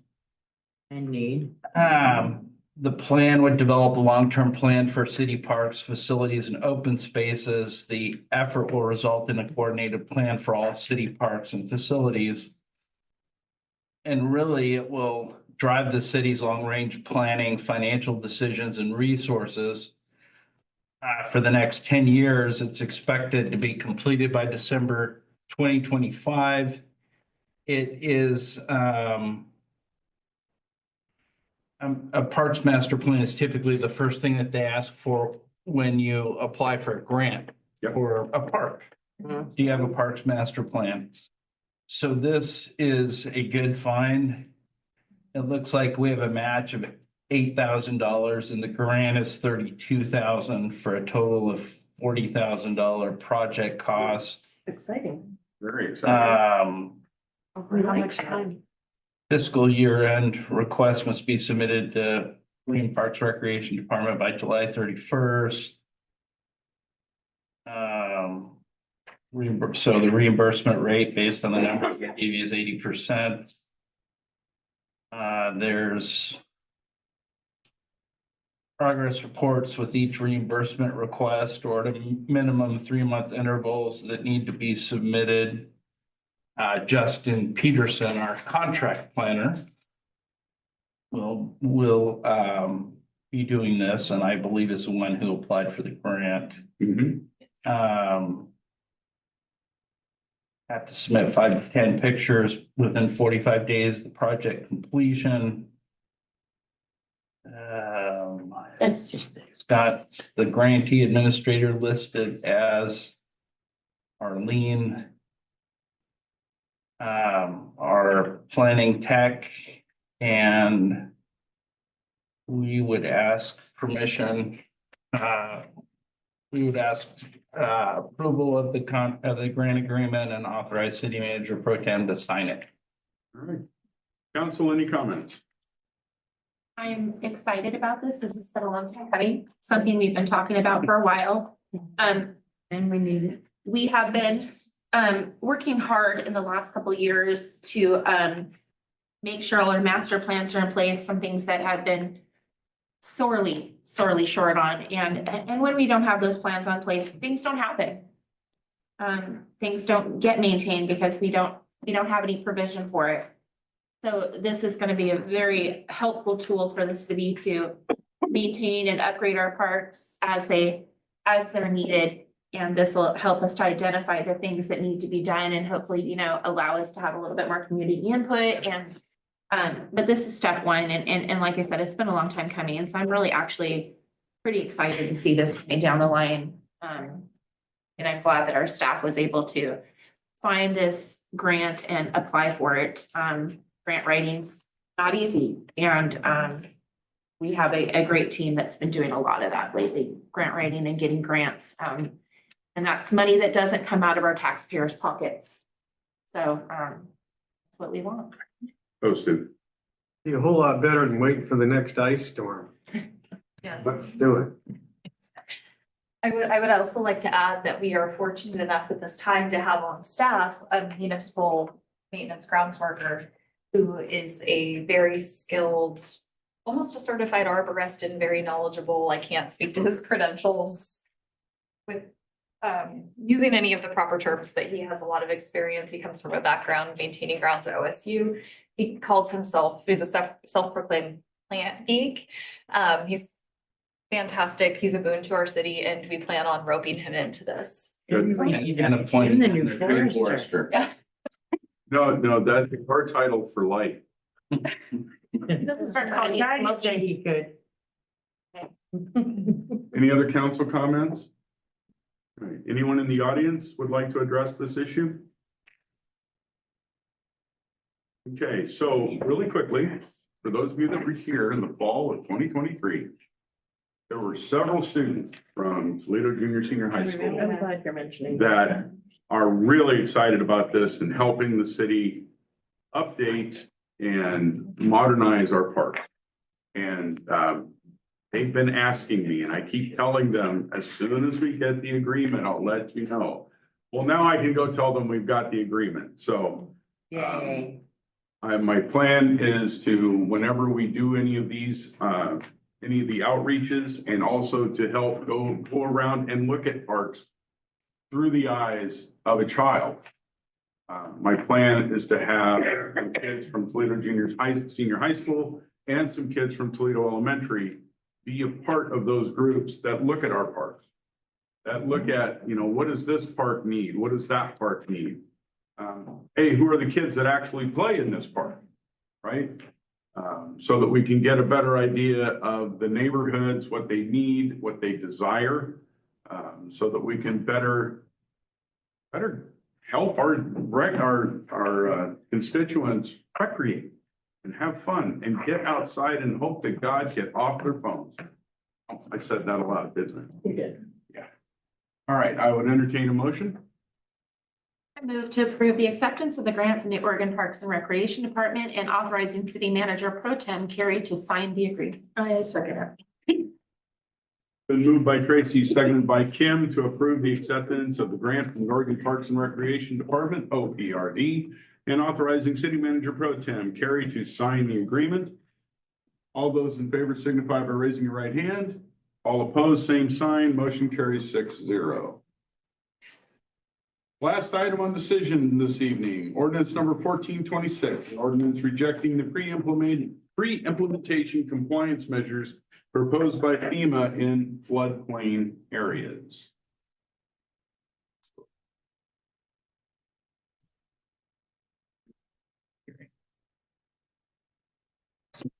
I get to the start of this before I start.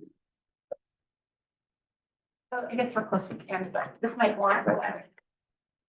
All right.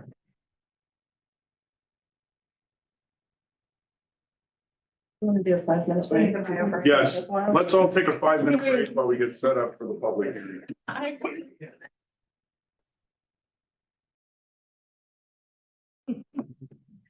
Bring the meeting back to order.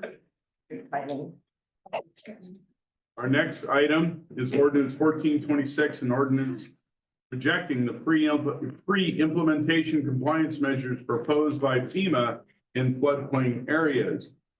Since this is an ordinance, we will be working on the public hearing script. At this time, I will call the public hearing regarding ordinance number 1426 to order. And the official time is 7:50. Do any members of the council wish to abstain? Do any members of the council wish to declare a conflict of interest? Does any member of the audience wish to challenge the jurisdiction of the city council to hear this matter? Does any member of the audience wish to challenge any individual member of the council for a conflict of interest? All right, for all those wishing to testify, please be aware that if you fail to raise an issue with a sufficient specificity before the council and parties in an opportunity to respond to the issues, you will be unable to raise that issue. Why in the world is this? Never labeled properly. Moral off. Never mind. No. Need to get a new binder. All right. Testimony and evidence must be directed to the particular items within the code that you believe apply to the decision. At this time, I call for the staff to present the proposed ordinance and list the applicable criteria that we are working with. Mayor, council, Mike Adams, city attorney, hired as the land use planner, and I guess the tree forester has an additional duty once upon a time. Try to be quick, kind of gonna give you the staff reports for information for the folks in the public as well. With the intention to protect threatened and endangered fish, FEMA, the Federal Emergency Management Agency, has proposed a new plan affecting the National Flood Insurance Program in Oregon.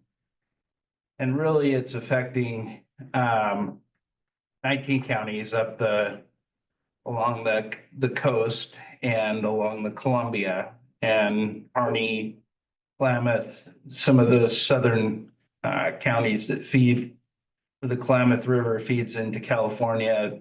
They're excluded because that would require more notice process that FEMA has not done.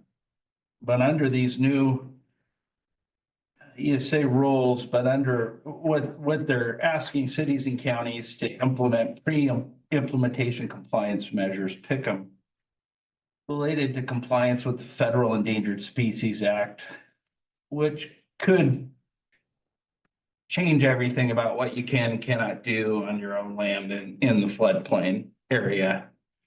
And FEMA, as I mentioned, they administer the National Flood Insurance Program. Toledo, like a majority of local communities in Oregon, is a participating member. Flood insurance offered by the National Flood Insurance Program is important because most home and business insurance policies do not cover flood damage, nor will they secure mortgages in high-risk areas which are required to have flood insurance. My understanding is if you have anything that's backed by a federal loan, you have to have flood insurance. So participating in the NFIP allows property owners of the floodplain to buy affordable and federally administered flood insurance. The federal agency for implementing and administering the NFIP is FEMA, and in order to participate in the NFIP, local communities have to adopt a FEMA-approved floodplain development ordinance to regulate development of the floodplain in accordance with federal requirements. The floodplain, also known as a special flood hazardous area, is established by FEMA created maps which show areas and properties that can experience flooding in a 100-year storm event. So the city of Toledo's maps are 4 maps about the size of that. And, you know, like right there's the police department in the special flood hazard area. So on this. You can show that to the audience. Yeah, we can set these out on the table somehow. Is that including that, I think it was 70-foot buffer zone or whatever? No, the 170-foot buffer zone is on top of this. I think I'd like you to hold it so you can point at it. I don't know that I'm gonna do much pointing.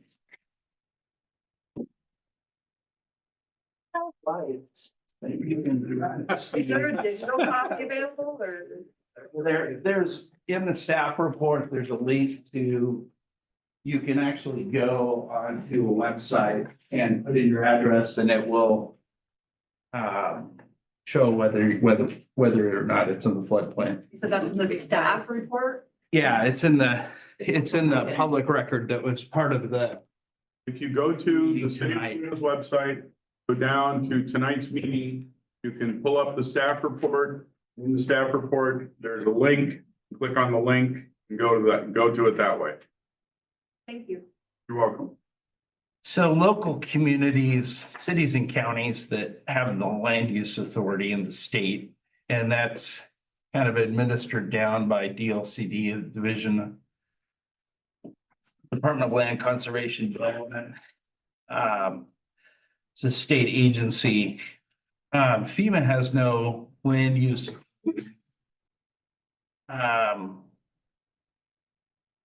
The FEMA sent cities and counties letters saying that they have to implement one of 3 pre-compliance PICMs by pre-implementation compliance measures by December 1st, 2024. And they gave the cities and counties the option to adopt a model floodplain ordinance. Adopt a habitat assessment and mitigation plan for development on a permit by permit basis 2. Or 3, prohibit new development within the floodplain. All of which are intended to ensure no net loss of habitat until the agency completes its final implementation plan, which they've indicated may occur in 2027. In 2018, the federal agency was sued by a bunch of environmental groups. There's a NEPA as a federal act that was created in 1971 that says that all the federal agencies have to consider environmental issues when they make their decisions. A bunch of about 4 conservation groups sued FEMA saying that they had not coordinated, trying to think of the legal term, with NOAA and NIMS on the impact of this opinion, this biological opinion that from 2016 that NIMS created, saying that the National Flood Insurance Program was impacting 16 or 17 species of salmon and like a blue coastal orca or something down on the coast, south coast. So in 2018, they agreed in the court document that they would not, they agreed in district court in Oregon that they would not require cities and counties to implement anything related to that FIOP until they got an approved environmental impact statement for the National Flood Insurance Program. So that, to my knowledge, the draft hasn't even been circulated yet. Wyden, or I think it was Wyden, it may have in a different bill in Congress got a 3-year extension. They're still not through, they still don't have an approved environmental impact statement. They basically put out this letter saying local government hasn't selected one of the 3 pick-em options by December 1st of earlier this month, that the permit by permit basis is applicable. It's premature. They don't know that a environmental impact statement that what they're proposing will satisfy the environmental impact statement for NIMS and NOAA. They have no authority over land use. They're I think it violates their obligations under the National Environmental Policy Act under NEPA. It's not part of federal law. It's not part of the federal administrative rules. They're not in a position to demand compliance with any of the pick'ems. They're just telling cities and counties to adopt one of the 3 pick'ems. Some are doing it, but really DLCD hasn't even, there's been no coordination that it's even consistent with all of the state land use laws. There's been property rights organizations that have wrote detailed papers about it. The National Flood Insurance Program,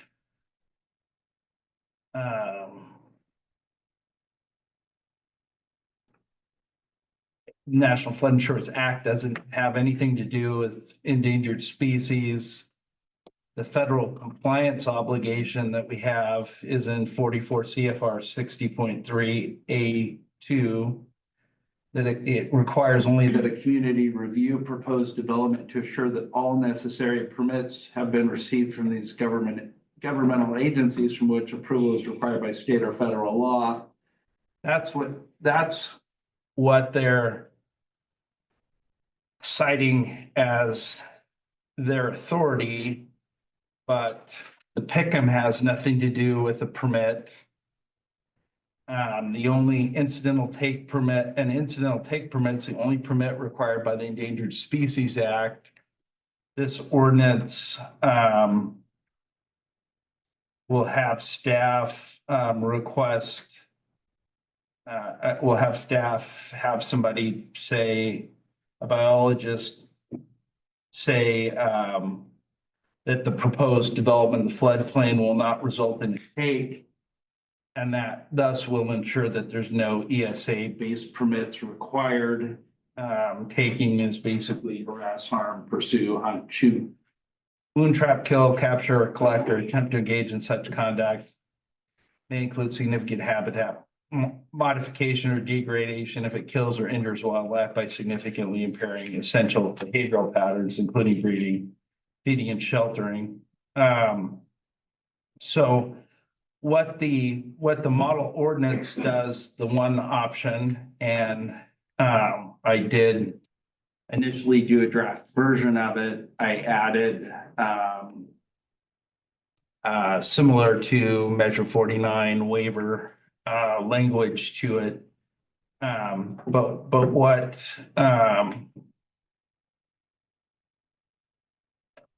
what the model ordinance or what the permit by permit assessment from a biologist is requiring no net loss in the floodplain functions of floodplain storage, water quality, and vegetation. Basically, for the cities and counties that adopt the model ordinance, they're saying no more fill. If you're in the floodplain and you want to create a new bedroom on that house, and you need to, this last summer, they stopped doing at least the Lomar F, not the Loma, the map amendment. They stopped doing the map amendments based on fill, right? So you used to be able to, you go in, you're below the base flood elevation, you put in fill, you elevate the ground above the base flood elevation, you get an engineer to say, yeah, you're good. You get a map amendment, you get taken out of the flood zone. That this model ordinance, this guide that they've put out to do these assessments really has doesn't allow that. It's saving that space for fish in case it does flood. I think it's ridiculous. And I kind of have with me and I mean, this is something that congressional delegation, the governor has all written letters to FEMA. They're going forward anyway. I think Clatsop County, Tillamook County, numerous cities up on the North Coast are taking a similar and in the valley are taking a similar look. FEMA's kind of said it's a choose your own adventure. I uploaded this ordinance to PLCD and gotta thank you. I said, we're not selecting any of the three and gotta thank you. You've been defaulted to the permit by permit automatic response. The notice of the proposed amendment to our ordinance went out on October 30th, 24. There's 231 lots within the floodplain. 113 property owners were mailed the Measure 56 notice and on 11/27/24. The mailing list removes City of Toledo property owner and duplicate names. If you recall, Measure 3947 turned into Measure 56 notices.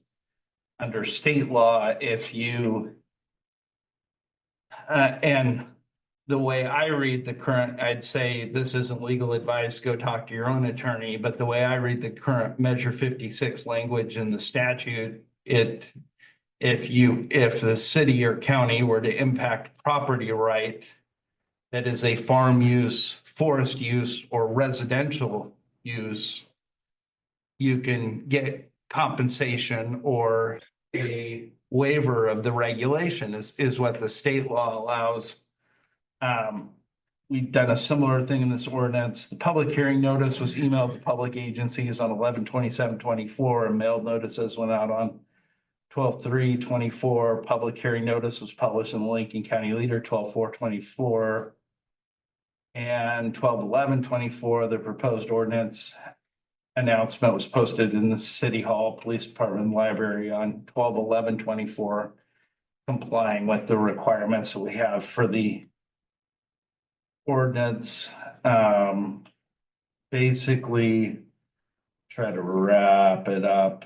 The ordinance makes certain findings of the city council in 15-16-230 provides for a safe harbor by requiring a developer to have a qualified floodplain professional provide documentation that the development will not result in takes. So an ESA required incidental take permit is not required. That's in 15-16-240 that we're adding.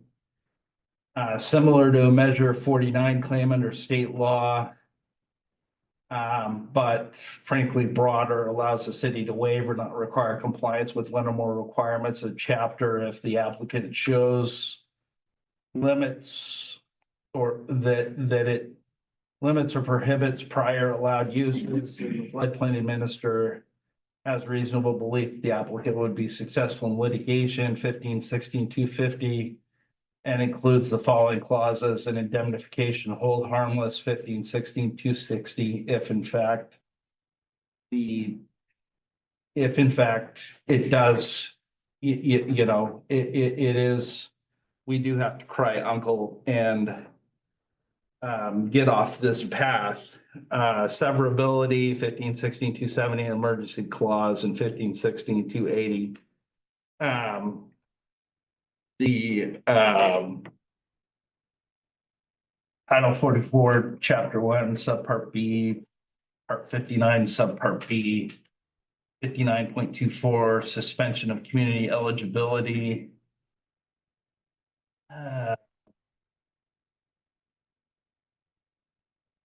Has a whole lot of process it needs to go through before they will dump a community. That's a whole lot of due process before they will, it's not your packet, Mayor, before they will dump a community from the flood insurance program.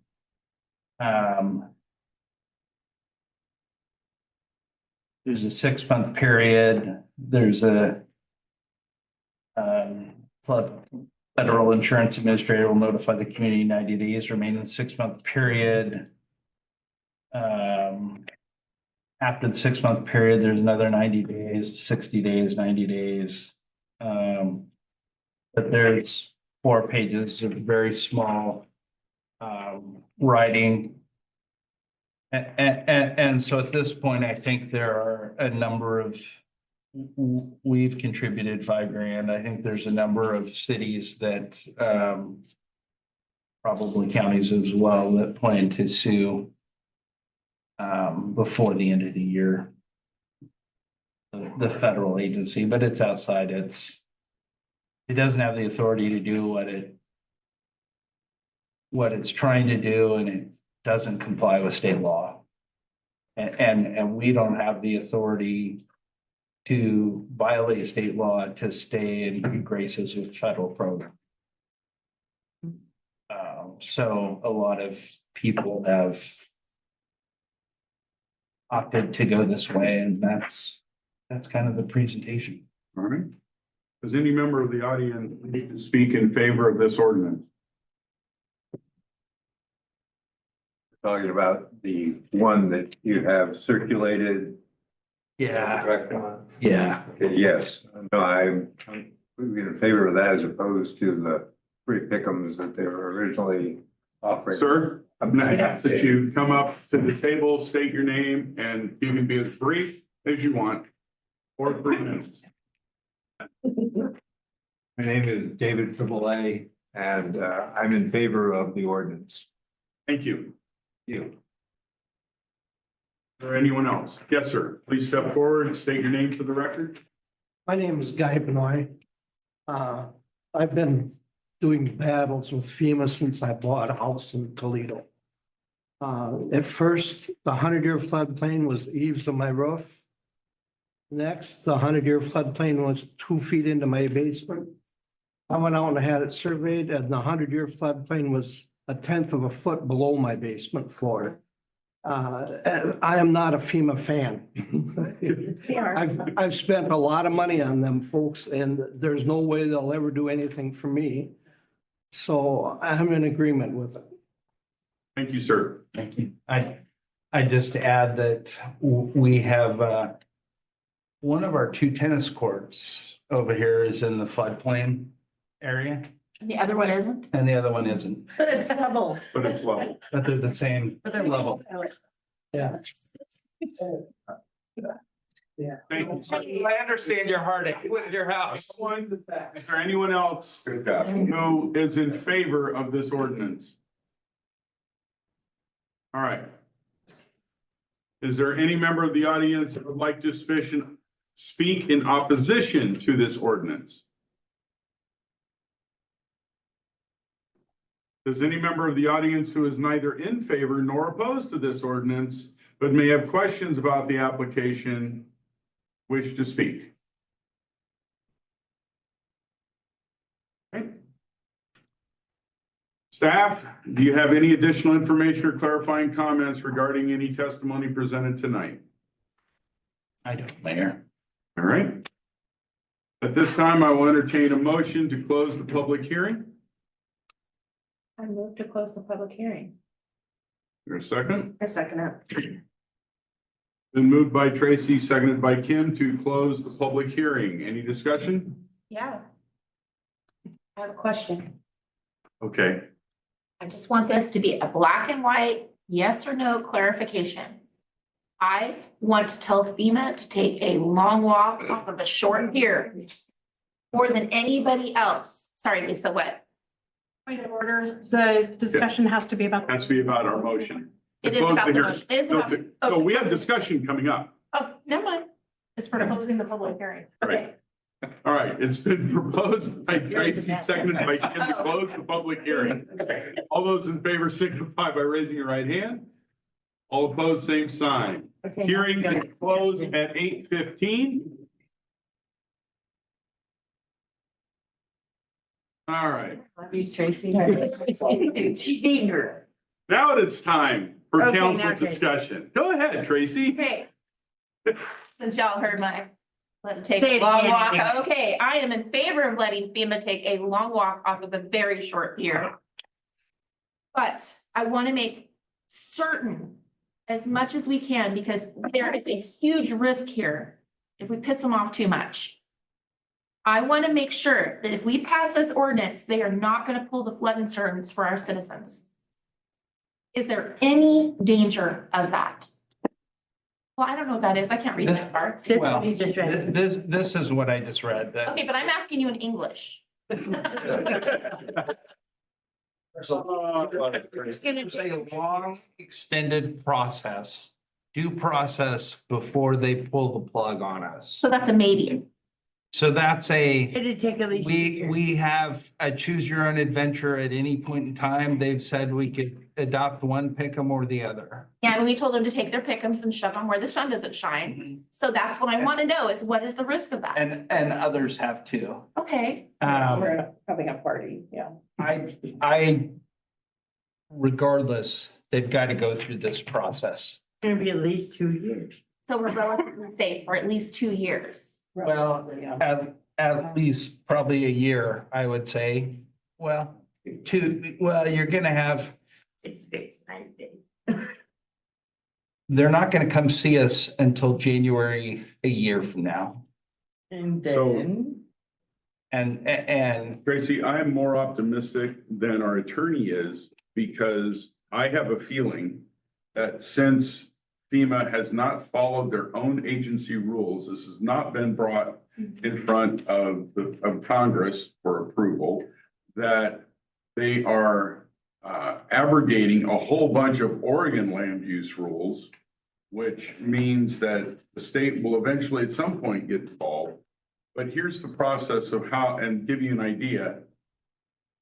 The Grants Pass decision on homelessness took 5 years. Okay? So whether or not we get an injunction, it goes then to the Ninth Circuit Court of Appeals. Guess what? No matter which way they go, it'll end up in the Supreme Court. I think we've got at least 4 years before anything definitive occurs out of this. Because I know that the group that we have donated to, they are willing to fight this all the way to the Supreme Court. Because this is giant overreach. They're essentially punting and hoping that we'll be stupid enough to catch it. flailing in. So Oregon's just the test case for this. That's how it looks to me. Another That's the- illegal thing. That's the 14th Amendment, right? Equal protection under the law. Yeah. Now, according to cities in Idaho that I've spoken with, according to Georgia Pacific, who has a mill in Longview, Washington, they're not under these rules. And Longview's on a major. And Longview is on the Columbia. Okay, so my question is, as much as you want to say, this is what we're going to do with the ESA, I'm saying you need to follow the law. And they are not. You want to see what they. Well, they got get away with. sued. I mean, they're like anybody else. They got, they got whacked. They need to have a remedy to get out from under the lawsuit. And so what's happened is that the easy persons, or in this case, parties to go after, are counties and cities. Unfortunately, Oregon actually has robust land use planning laws that you have to follow. And so those of us that cut our teeth in planning understand that.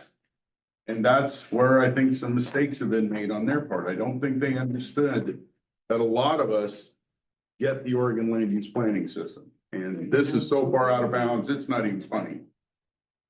Go ahead, Sue. The city of Toledo does have a lot of projects going on. And some of them are to replace the restroom down at the field. I mean, certainly not want that held up to get done. So council, it's much like if you commit a crime, it's the law that's in place at the time. So we have submitted a floodplain permit to build the restroom down there by December 1. As long as we did it before, Yeah. So, well, and that's the thing. And advised others to do the same thing. This won't just affect the city. It won't just affect our residents. It also affects our second largest manufacturing and employer, the port. Yes. Okay, and I know they would like to do some expansion. They would like to do some other work. This would drop them right in their tracks too. So, any other discussion from council?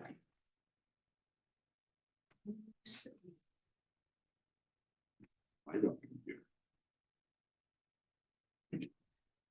All right. Hearing none, I would entertain a motion. Yeah. Okay. You're a lot faster than I am. I'll let you have this Alright. one. I move to adopt an ordinance rejecting the three pick-up options. Ordinance number 1426, an ordinance of the Toledo City Council electing not to adopt one of the three pick-up options proposed by FEMA, and amending flood hazard protection standards codified as chapter 15.16 of the Toledo Municipal Code by adding sections 15.6.230 through 15.16.280 and declaring an emergency. Ordinance number 14. We have to make a motion. And then we'll do that one, and then we'll do the next one. Okay. Thank you, Stu. Been moved by Tracy, seconded by Stu to adopt with an ordinance rejecting the three pick-up options. Ordinance number 1426, an ordinance of the Toledo City Council electing not to adopt one of the three pick-up options proposed by FEMA, and amending flood hazard protection standards codified as chapter 15.16 of the Toledo Municipal Code by adding sections 15.16.230 15.16.280 and declaring an emergency. All those in favor signify by raising your right hand. All opposed, same sign. Motion carries 6-0. Go, Terry. Tracy. Okay, do it again. Oh. So all you gotta do is read the bold part. Here's the bold part. Motion to adopt and then read the Okay. bold part. Motion to adopt. Do I read the ordinance rejecting the three pick-up options part? No, you just read the bold. Ordinance number 1426, an ordinance of the Toledo City Council electing not to adopt one of the three pick-up options proposed by FEMA and amending flood hazard protection standards codified as chapter 15.16 of the Toledo Municipal Code by adding sections 15.16.230 15.16.280 and declaring an emergency. Do I read it again? Second. Nope. Thank you, Jackie. Been moved by Tracy, seconded by Jackie Kaufman to adopt ordinance number 1426, an ordinance of the Toledo City Council electing not to adopt one of the three pick-up options proposed by FEMA and amending flood hazard protection standards codified as chapter 15.16 of the Toledo Municipal Code by adding sections 15.16.230 through 15.16.280 and declaring an emergency. All those in favor signify by raising your right hand.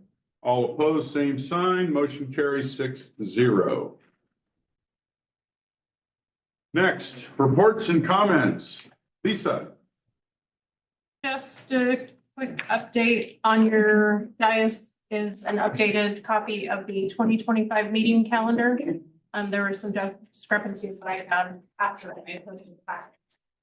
It's updated. Unfortunately, it does not have a budget committee meeting set for the next year, but we will get those dates out as soon as we can. All right. Thank you. I'll hold you to it. Any questions for Lisa? Thank you, Lisa. Public Works Director Lorimar, you have not been here for a while, so you are the first contestant on The Price is Right. Oh, no. Come on down.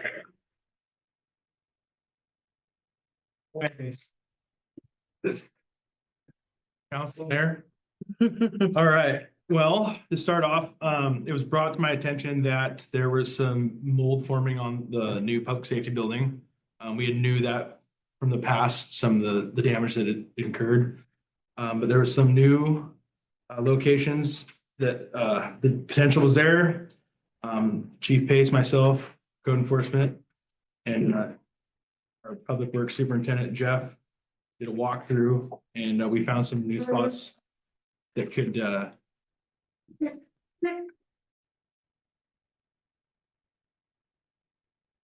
Thanks for coming, guys.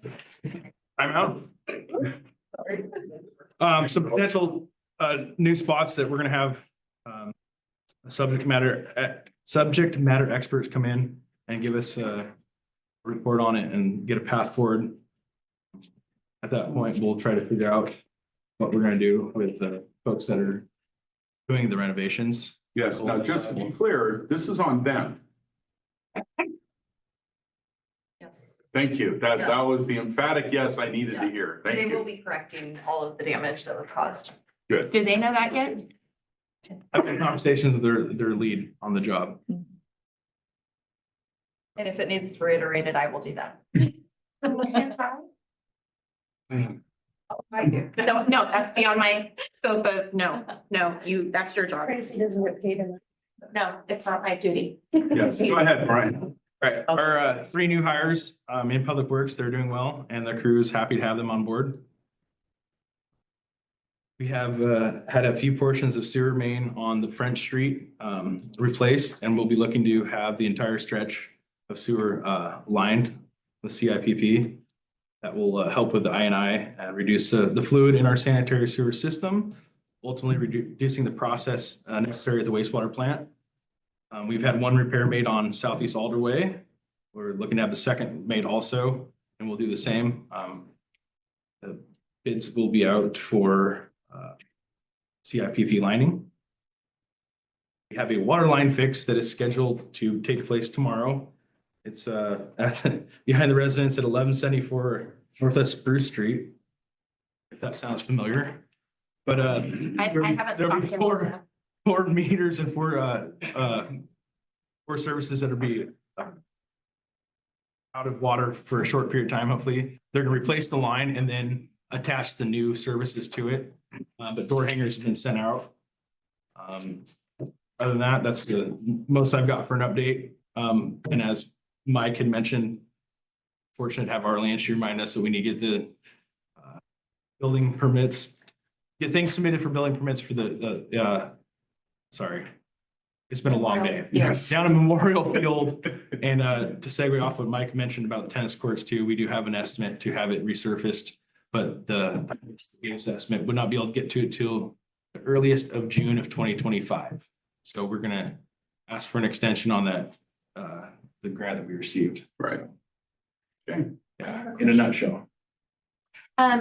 So we have had a citizen who's complained about the the tire swing at Memorial Field. That it was That should be painted, addressed. and so you guys have, Our parks guys were made aware. It was a citizen complaint, I believe, got brought up in another committee meeting. yes, Um, but he still says. for future reference, we do have the proper avenue to do it, is we have a suggestion form that can be filled out online. And that way it works its way through the proper avenues. But either way, it has been addressed. Awesome. The Parks Boys folks are aware of it, and whether they've mitigated currently, I'm not sure. So it's on your list, that's all I wanted to make sure it was on your list, great. Okay. Any other questions for Brian? No, think so. Thank you, sir. Thank you. Thanks for listening to me stutter. Appreciate it. Harrison. Oh my God. Eric, wait. It's like a bad penny I have a question. Should I wait for public comment? for bad beans. I can wait for public comment. Question for what? Who's the question for, Barry? Well, it's for Brian. Go ahead. Okay, so the Elks, please state your name. It's Barry Brewster from the Elks. Do we have any plans going forward with that? The water line from Second Street to First We're Street? gonna have to regroup and have a meeting about that later on. Okay, sounds good. Thanks. Just first. Thank you.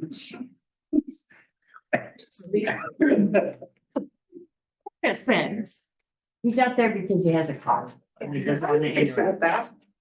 I appreciate it, but it's like, you know, Let's just move past it. yes, thank you. It's like whack-a-mole out of the corner of my eye.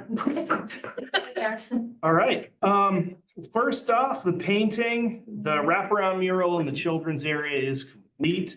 And we just received our new seating for that area as well.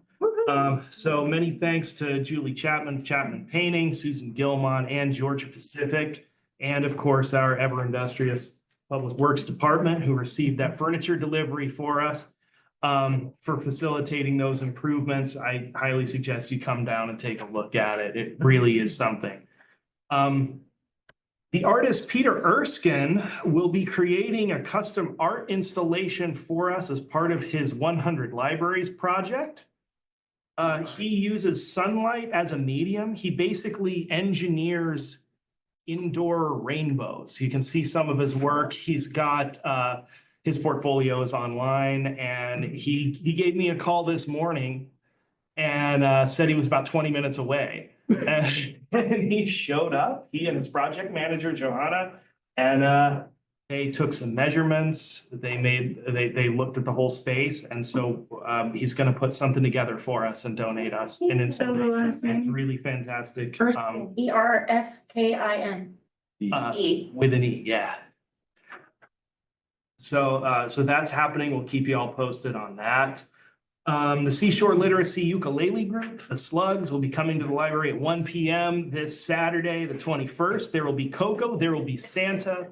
Bring the family, bring the kids. Saturday, 21st at 1. And they're called the Slug. The Slugs, Seashore Literacy Ukulele. How do you use ukulele? You can, yep, they're, you can talk with them. You can join the group. They're a pretty cool bunch of folks. They're lively, Stu. You could become a slug. And we do have ukuleles at the library as well. 1 p.m. If you wanna take it up and practice. Oh my God. I want to play.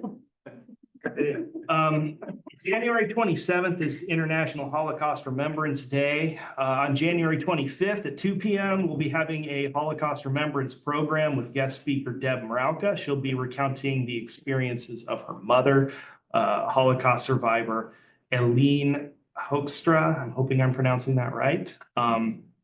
So that'll be January 25th at 2. January 30th at 6 p.m. will be the first of our digital literacy workshops, thanks to a grant from the Public Library Association in partnership with AT&T. This session will be focusing on internet basics, and we'll be presenting a series of workshops on various digital literacy topics for various audiences. Again, supported by the PLA with a little help from Ma Bell. We're also working on starting a Lego club in the future, so stay tuned for more on that. And that's all I've got for now. Any questions for Harrison? Thank you. Thank you. Chief Harris.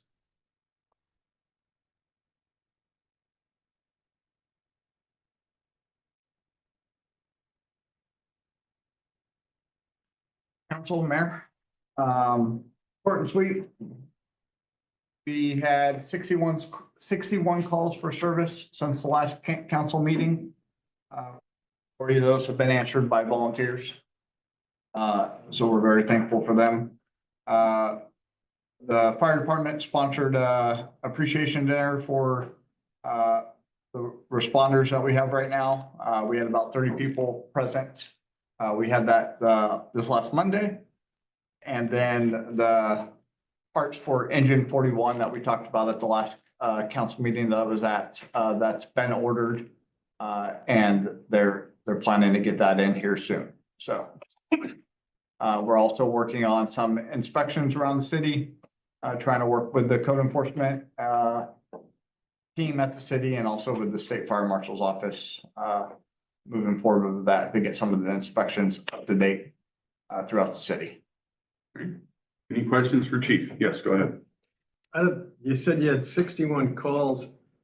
I'm just curious, out of the 61 calls you had, how many of those were outside of the city limits or like on Highway 20 and such? I don't have that off the top of my head, Captain Bresick. I have that data in a spreadsheet. I just don't have it memorized. But we do track that. I know you track it. I was just trying to get out to wondering. I believe the majority of our calls are within the city limits. Majority inside. Okay. Correct. Okay. Yes, go ahead. So the inspections around the building inspections, are they commercial that you're doing or? Commercial, yes, ma'am. Okay. All right. When are you thinking you'll have them all done? Or do you have any idea? We're kind of building on the last inspector. He had a program in place and we're working to see what buildings need to get inspected that are next up on the list. We're focusing on any hazards that we're worried about and we're going from there. Where did you get the list from? From the previous. From the previous inspector. Oh, I got you. Okay. I'm sorry, I just don't understand how that works, so appreciate that. Has the state fire marshal giving you a lot of support, a lot of help in any of this, or are they just offering you kind of the minimum at this point? I mean. No, the state fire marshal's office has been tremendous and have met with me privately, given me support. I talk to the deputy state fire marshal probably weekly, if not more than every week. So they've been fantastic and working with me to figure out what routes we need to do to get the businesses safe and have the businesses open and doing everything they want to do, but doing it safely per the fire code. So it sounds like you're working with the businesses to say, get rid of that extension cord and get this fixed by a certain amount of time or whatever and such on that. Yes, sir. Great. That's what I would like to hear. Yeah. Any other questions for Chief Harris? Thank you, Ryan. Yes, sir. Thank you. Chief Pace. So last Tuesday, we had a ceremony for Officer Gary Sumter of our, thank you everybody for coming out for that. It meant a lot to the family and it was well received by them. And it was a justice that was had taken too long to correct. It was very cool. Yeah, it was very nice. They were very appreciative for everything we did as a city in a community for them. So we got a new patrol car out. Of course, the way the year's going, things that happened on the patrol car. So parts didn't come out right and all that stuff like that. So it's getting fixed. But also we have one officer who's in backgrounds. Background investigator got a hold of me today wanting information on an individual. And then so if that person leaves, we're down to 3 patrol officers that are full time. Officer Gunn will be released in January, middle of January. And then we have another officer going out on paternity leave in February. So we'll be down to 3 staff. We are at critical staffing for our patrol units. Some support needs to come from city council. And for the remaining staff that I have. What kind of support can we give you? What I've been asking them all along, money, I mean, Yeah, it's gonna help, you know, I need to retain the people I have. And right now, they're working a ton of hours. And so any help you guys can give, I would greatly appreciate it, try to hold on to the people I already have. how do we recruit more? I mean, I'm not discounting what you just said. But, you know, obviously we want to retain what we've got, but we also need to report more. So What can we do to? I had recruit? 3 people that just put through backgrounds. 2 people failed the backgrounds, 1 person failed the psych. One person failed what? Psych evaluation. Psych evaluation. Psych. So, Honestly, I would fail this site, so I get that. Just started crying the minute I saw the next puppy got run over. I was like, I would not be able to handle what you do. I do not know how you do it. Susan, go ahead. Okay, in the past, we've had kind of a citizens group that helped in neighborhoods and such on there. Would there be any credence into trying to revive that again? you talking about a reserve? Well, it's just Reserve or neighborhood watch? neighborhood watch. I guess. That's up to the neighborhoods to develop on their own. I'd be more than happy to support that, but. You know, it's up to them. We have they do that on their own. Okay, So- so, but as far as a resource, is there a way to go through you to kind of go through and say, hey, this is the people you need to talk to about getting this started Absolutely, and such such? point in the right direction. It would just be having them to develop on their own. Yeah. We are not gonna be directing it. We won't be managing it. I don't have enough staff for that, so. So then, the bottom line is that we are unattractive. To apply. No, really, to apply to be a But- police officer in Toledo, it's most unappealing. The wage is too low, so when can we address this? Budget time. We have to wait till budget? We're not gonna last long. Well, okay, I hate to say this, chief, but then every department's gonna say that, and then they're all going, that's why you address it at budget. Sir, I addressed that at the beginning of the budget season this last year. And sir, I have given you many ideas, and all you keep coming back to is money, the one thing we don't have a ton of. I'm gonna actually support Pace on this. We are down, we budgeted for I know 7 we're down. officers. We should have the money to support the officers we My have. understanding was that if we do this, police. We have to then we do have fire to do too. fire too. So what's the problem? It's not just that we'd have to do fire too, it's that we would end up having to We're run messing with everybody. contracts. Because we have union contracts. In January, we're gonna start the bargaining for the Yes. Toledo Public Safety Association with And so hopefully fire we and can police. start. I would like to say, I mean, there's quite a lot to discuss here. First of all, we all know our retention and recruitment struggles in the city of Toledo. We recognize that we are not at competitive salary levels. We have some catching up to do. I have already purchased updated salary surveys with current information and am reaching out to other cities to get comparable jobs and salaries, et cetera, job descriptions. In addition to the PD struggles, like we've mentioned fire, you know, we've also have work to do rebuilding our fire department. We are going to be bringing forward proposed to the union new job descriptions to kind of reorganize the staffing because currently the positions in the TPSA only include officers. We don't have just any straight, just regular firefighter positions, which feels remiss. But that's because we don't have any paid ones, isn't it? We don't have any- We have 4 paid officers only. Right, but no paid. But no paid, just firefighters. So we're looking at, instead of having 4 officers, bringing forward different suggestions, maybe a couple firefighters with a chief and assistant chief or whatever it ends up looking like. We're exploring.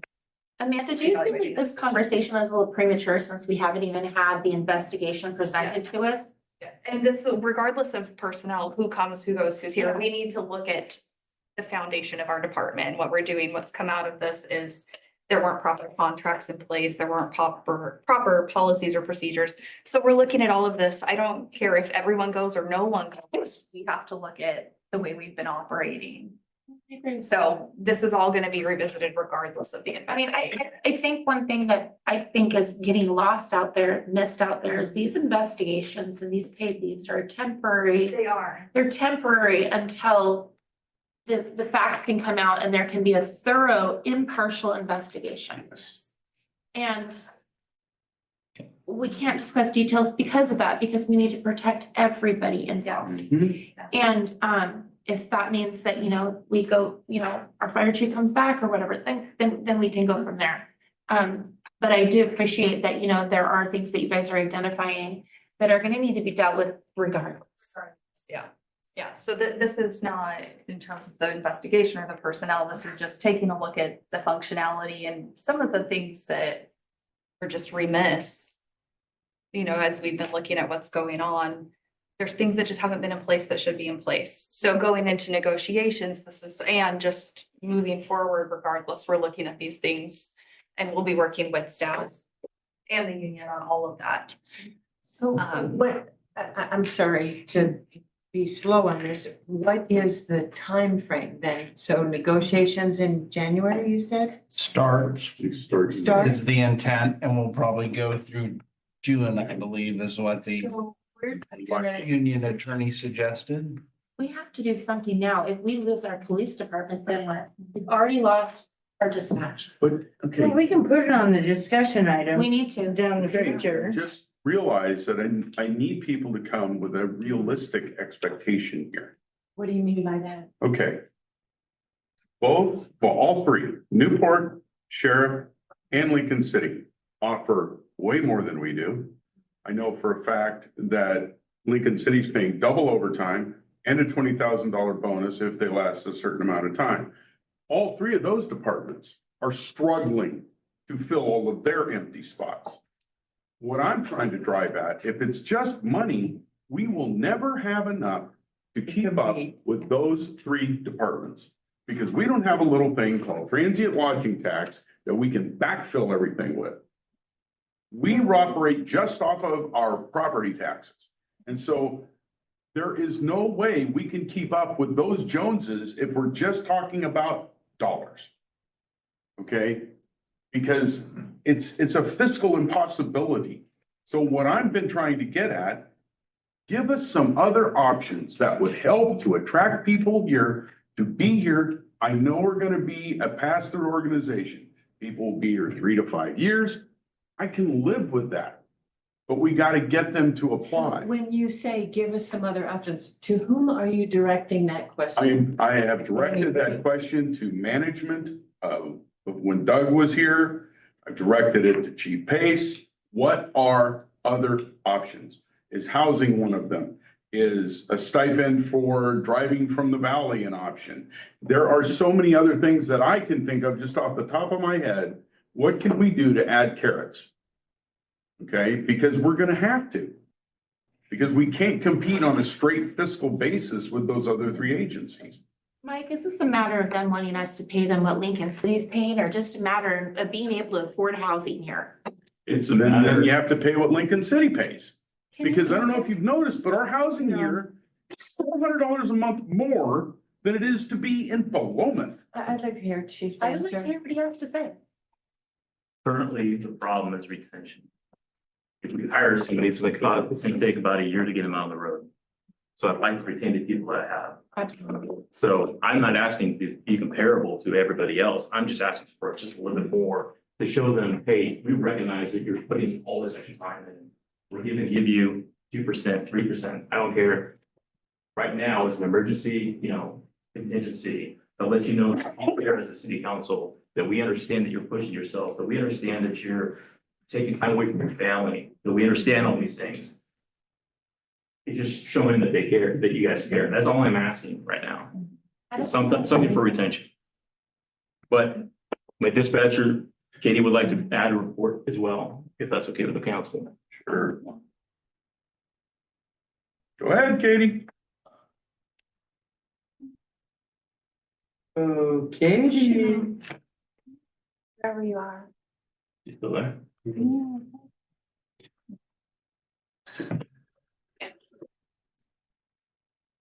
Oh, All that, you gotta do it collectively as a city for all the employees. You got trouble in public works, you know, you got 3 positions we just filled in public works. You just gave Mike a 5% raise, which is okay. We didn't give him a No, we raise. didn't. Well, you gave him 5%, you gave him 5%.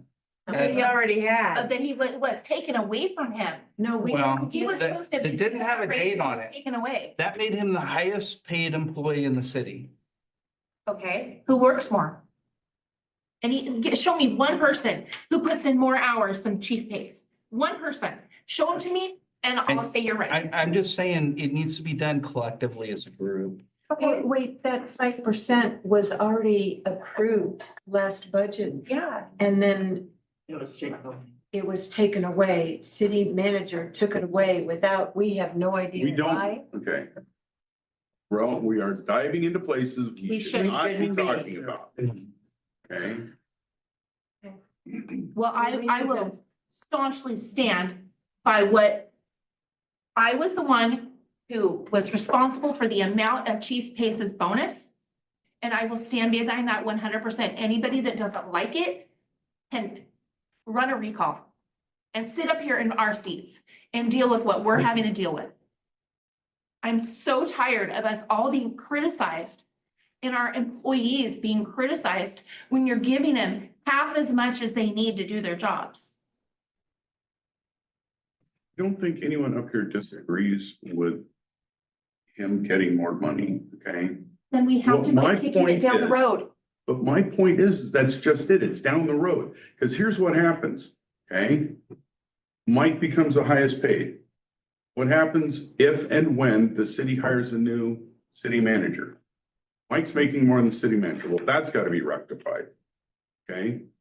I can point out on a map 5 different communities on the Oregon coast that are a hell of a lot smaller than us that pay their city managers a hell of a lot more than us. Okay? They're not getting any more work out of them than we are getting here. Okay? The issue boils down to the fact that we are not made of money, and we have to look at this in a long-term way of dealing with it. Because we don't have, as I said, TLT. We don't have transient lodging tax. That is what moves the Oregon coast. We are just off, we have what, 4 Airbnbs, I think is the entirety of our transient lodging tax. Okay? It might grow. Do you know what upsets me about this conversation so much? You are so willing to say, yeah, we'll give $3.8 million to the pool for a community center we don't need. Yet you are not willing to support our fire department that we do and our police department that we need. That's where the conversation loses me. We have to start making I priorities. thought you were an accountant. I am Be an one accountant. For 5 minutes, just be one for 5 minutes. Well, I know how to find funds. When you're not paying 7 people and you only have 3, make it work. So let's revisit this. Can we revisit this? Yes, When please. Emotions aren't so flared up. But they will be then. They will be done. So let's do Yes, it they during a will. work session. Yeah, but we definitely need to revisit it, Yes. and sooner rather than later. That there's gotta be a workaround, and as long as I'm thinking that there's no possibility, guess what's gonna happen? There is a workaround, we just have to be creative and find it. I think Yes. so too. And I would like the opportunity to bring financial information to aid this discussion. Yes. And to also point out that, yeah, I do think we need to recognize all the hours of work that both our PD and our fire staff are putting in, covering us through thick and thin, 24. There was discussion from the- We got on that. That's, I mean, I don't think And public that's a point of works. contention. I think the point of contention for me is sustainability. Yeah, we can give out $5 here, $5 there, $5 there, but we can't keep giving out $5 there, $5 there, $5. And I'm just saying $5. Well, let's work. Any other questions for Chief Pace? All right, Thank you, Chief. Mike, I don't have anything, Mayor. I'm gonna be on vacation next week. enjoy. The fall. Don't tell anybody where you're going, turn off your phone. If you really need me, call me, but Don't say that. Don't say that, we will see you. We will see that.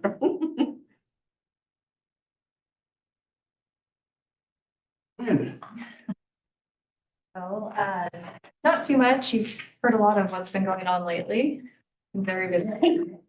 I will be bringing back to council, a lot more detailed information regarding dispatch and the contract and costs.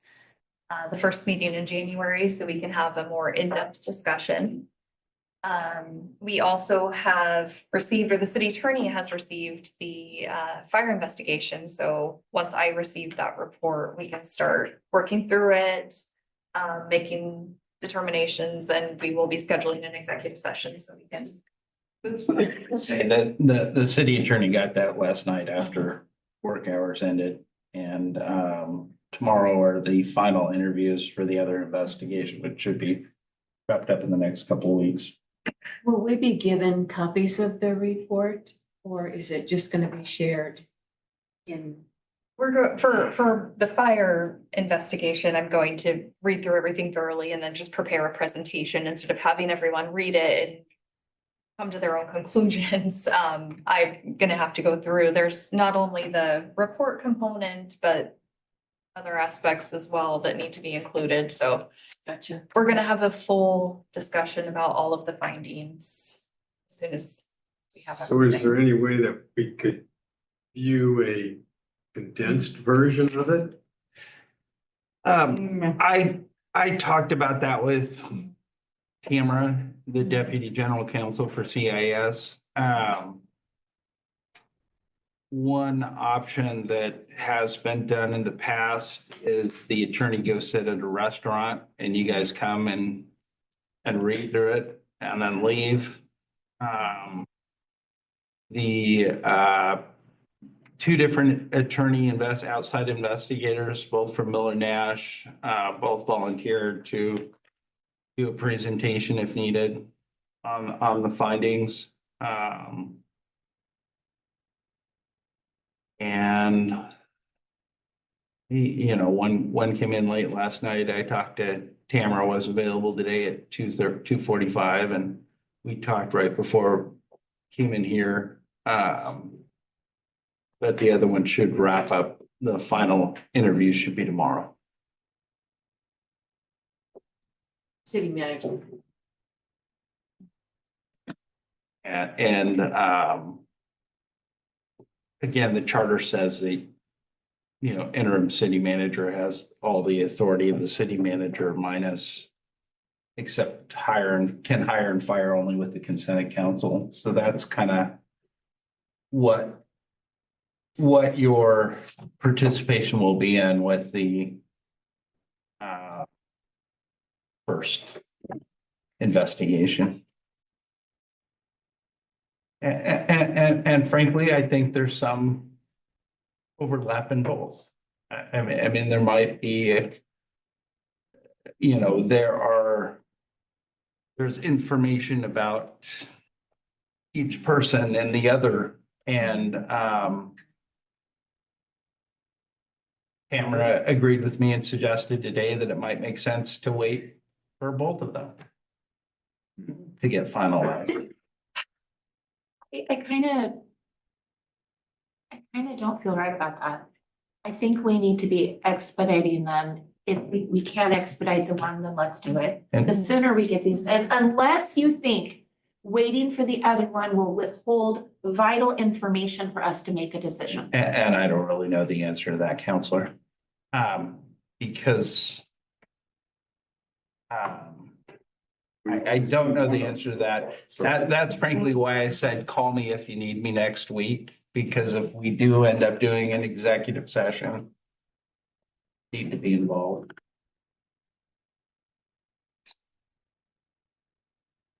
It's hard to say at this point.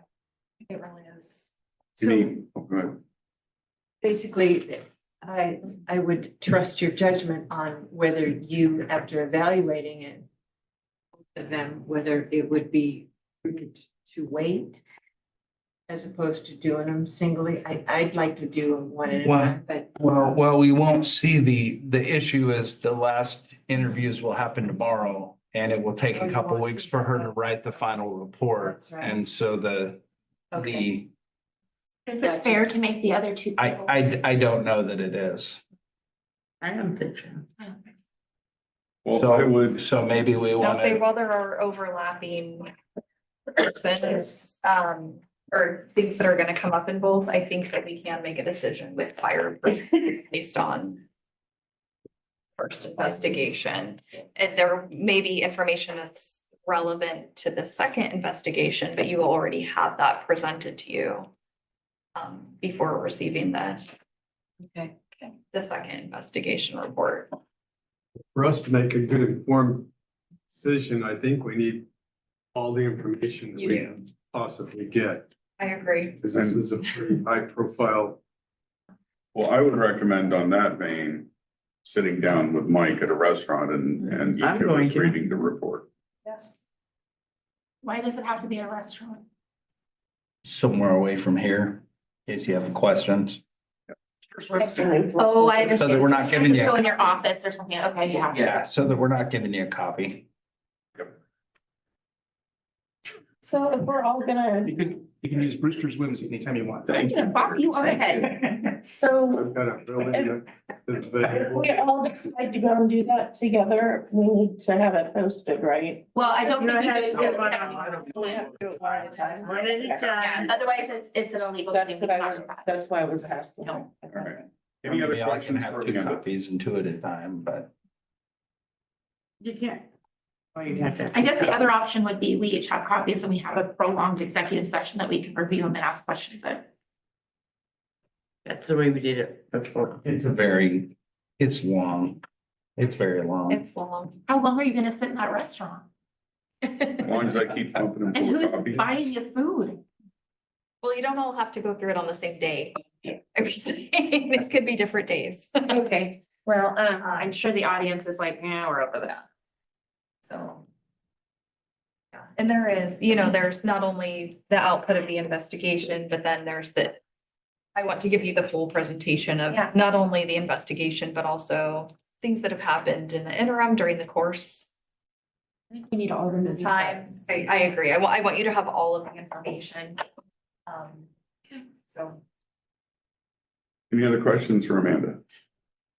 So are we looking at staff doing something next week? I don't know, I'm sure they do lots of things next week. Well, he's Related to talking about a this. meeting. As far as an executive session or reading documents. I love you guys, but not that much. I think we ought to, I think it's Christmas week. Yeah, and I'd say that's preliminary to schedule because I haven't even gotten to read it yet. There's a lot to go through. We could see the following week. yeah, working around New Year's is a lot easier than working Yeah. around Christmas. And Andrew could be in on it. Yay, Andrew. All right, Officially. anything else? Yes. All right. Mayor, Council can I have comment. one at a time? Oh, Katie, Katie's back. I was not a panelist earlier, so I wasn't able to say anything. Is Ryan and Shannon still there? Yes. Okay, I'd like to take a moment to thank them because following their dinner and little party that they had the other night, they brought food down. Lance brought food and dessert and things for patrol on our dispatch. And despite everything that's going on with the PD and fire, I just appreciate the relationships that we continue to have professionally, personally. And I just thought it was very kind that they brought that down to my folks.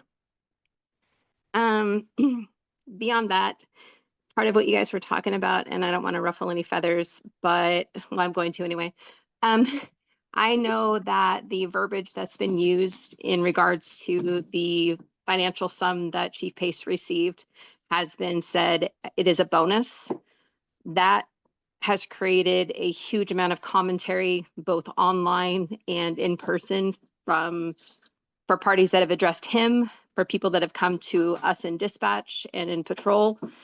That to me was that verbiage is not correct. That money, that percentage was something that was taken away by Mr. Wiggins. it was not a bonus that was being given to him, but it was funds that were being given that he should have received. I just think that Actually, we needs- don't know the answer to all of that, Katie. We don't That needs factually to be have that. determined in the investigation. Okay, I got it. So fact is the 5% was taken away. We know that. The image that this is given is that it looks bad to his reputation as our chief. People are questioning his integrity and his leadership because he has been given $22,000 and they're looking at the rest of us struggling and saying, my God, why was he given a bonus? A bonus. They're seeing this verbiage as a bonus. And we know that that's not what it is, but that has been terrible for him and for those of us who have been questioned as to, hey, your chief just got a bonus, how do you feel about that? It's like we're trying to explain that that's not what it is. And I don't know if it's something can be said by the council that it's not a bonus. It was money that was taken away. Just doesn't matter by who. That was 5% that was taken away from him, and that it was given back to him in that sum. It was not a bonus. I know. I just want the public and other people within the departments to understand that he's not taking that to hurt us in any way or that was money that was given to him from you guys that he should have had anyway. And I just want that to be revisited, that it's not a bonus. That's been very harmful. I'm sorry, it's been harmful. That's not actually a factually correct statement. My intention when I came up with this sum was partially for a bonus and partially to compensate him for the raise that for some reason he did not receive. I'm sorry if I'm out of line, but I don't think it's wrong to say. So isn't it interesting that, dispatch gets it? I mean, Yes. you get it, Katie. That it And was. I don't mean to say that the intention wasn't there, Tracy, by any means. I'm not trying to attack you by any means. The amount you're not.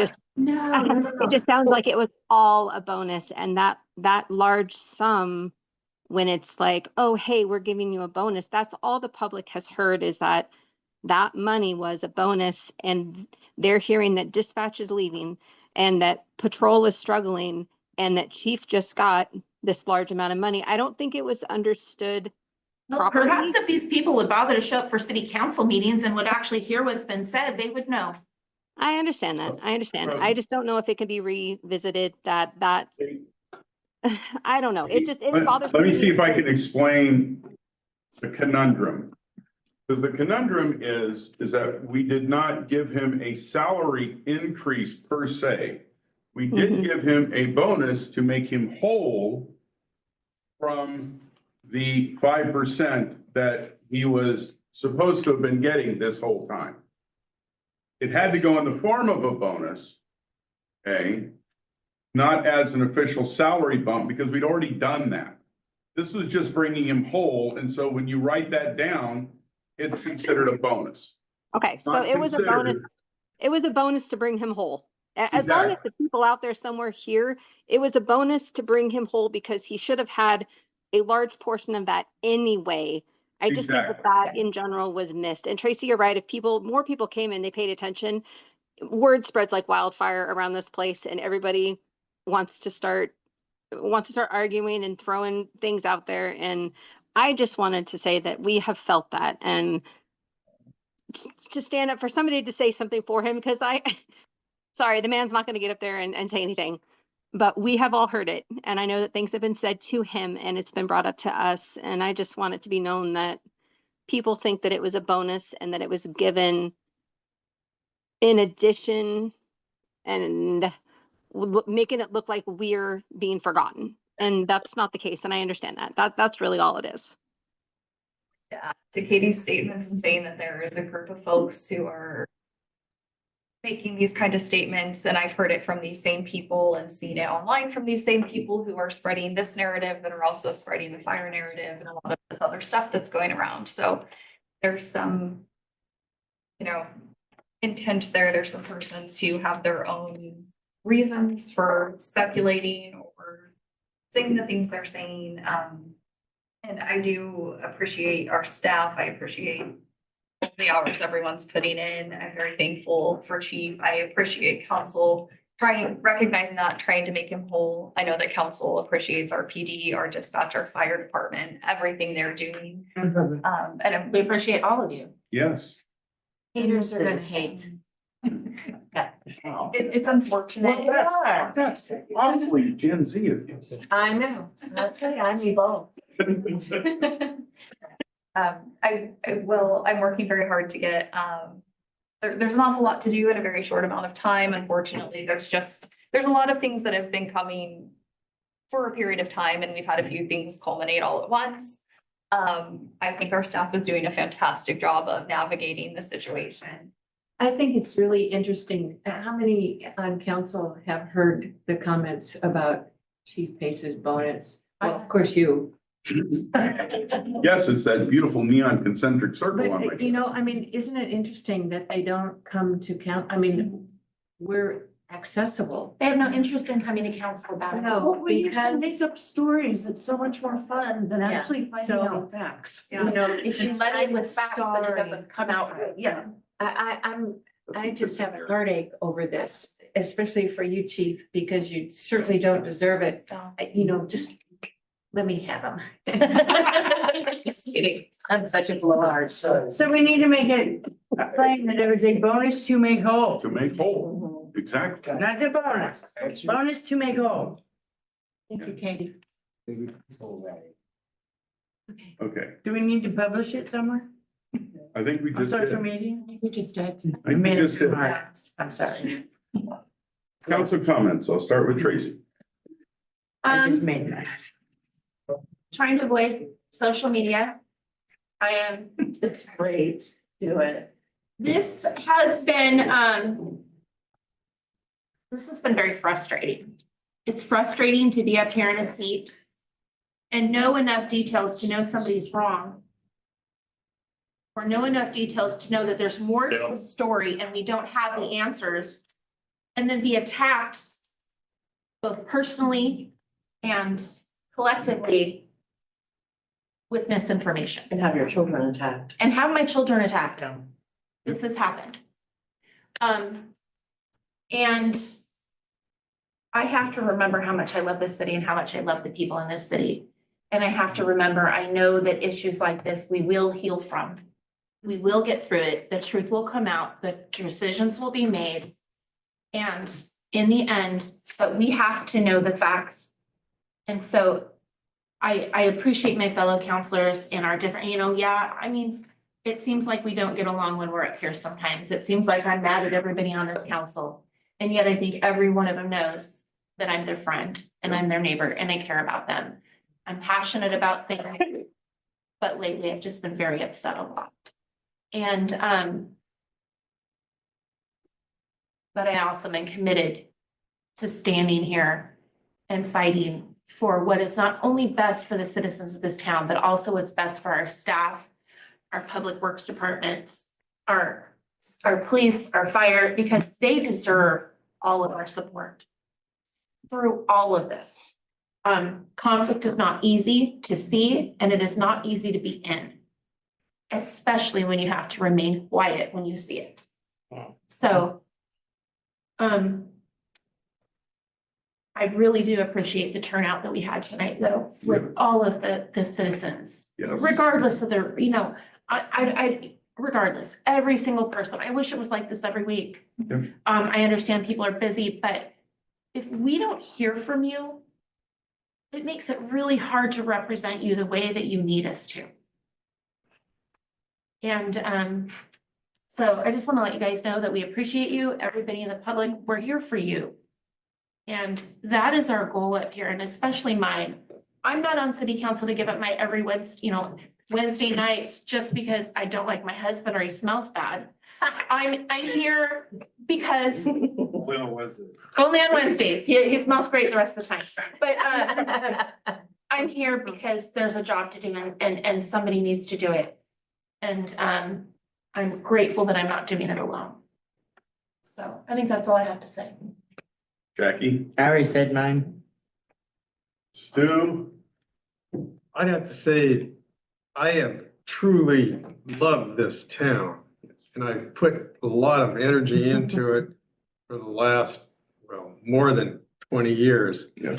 I can look back, well, we've probably gone back to my old JC days when we learned how to stand up, say our names. Then we had to do stories. And then we got to get elected to these positions. And I remember when I got first elected and put on commission for Toledo, I thought, woo! And I've been on this city council numerous times. And a lot of them have been contentious. And a lot of them, the outcomes have not always been in what I wanted. But I would say that if I could pass on anything, that when I started on city council, the population was probably around 3,100 people. Right now, the population is around 3,500 people. That's not enough. And budget-wise, if we're gonna do more, we need to grow. And that means that we'll have more money and we can do more stuff. We can pay more people. We can do more things. And so my words that I want to say is I want to task the staff, the planning commission or whoever it is to look around this town and start growing some goddamn neighborhoods and get some more people living here. And so that we can tax them more money out of them, because that's what we need to do is grow. Not in a hotel. We could grow a hotel or whatever, but I do believe that the stalemate that our forefathers, and I kind of kid about it, the Toledo doctrine, which I do believe might have happened because they wanted to keep the town small, nice, livable. Well, it was great until now, and this is the problem, and that's the money. We only get so much money, and I'm sorry, but when we get to the point where we have to start losing services that we really want, the swimming pool, the library could be next. The next thing, we're losing dispatch and this and that. Things just start falling downhill. So I task everyone here to start looking at building more stuff and getting some more money brought into this community so that we can maintain. Other places up and down the coast I know are growing. And I know that since we're not selling a lot of water to Seal Rock, we've got the water, we've got the infrastructure. So I task people to do that. Rest of it is, I'm glad you hushed me a lot. You, Tracy, have been a jewel. Love you, Stu. And the rest of you, I wish the best for you. But this may not be, since we might have executive sessions or whatever, my last meeting. But I'm not gonna go away because I'll be out there with you guys. And budget committee. Yeah, remember your point. I filled out your application, don't worry.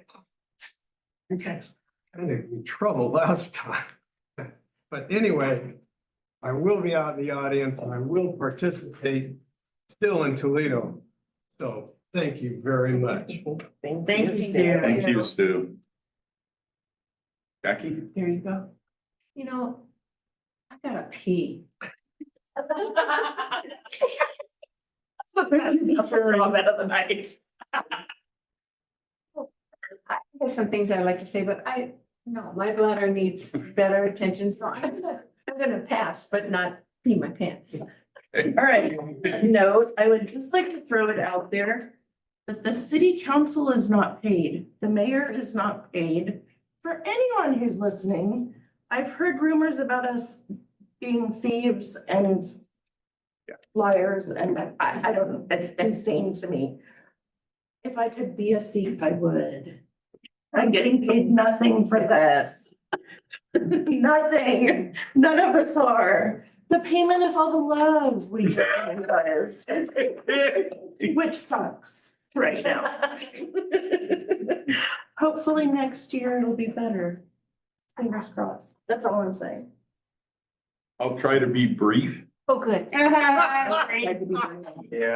So I'm gonna piggyback on something Kim said. One of the things that former Mayor Branstetter told me a long time ago was that when you get elected to this position, you get singled out for a lot of things. And the joke I tell everybody, and I can see that everyone in our audience is old enough to remember the Far Side cartoon. But there's an old cartoon of his where there's two deer standing in the woods. And the one deer turns to the other one and says, "Bummer of a birthmark, Hal, because Hal has concentric circles tattooed on his chest." When you get elected to mayor, they start glowing. And today and in the last few weeks, I've been called a thief, a liar. Let's see, what's some of the others that I can repeat? No, I'm serious. I don't care about this community. Since I'm going to be moving in 2 years, I really don't do this job anymore. Well, I think people have to understand I will do this job till I die. And if I could take every one of you with us when we move, I would, because I love this community because of who's in it, not what it looks like. Okay.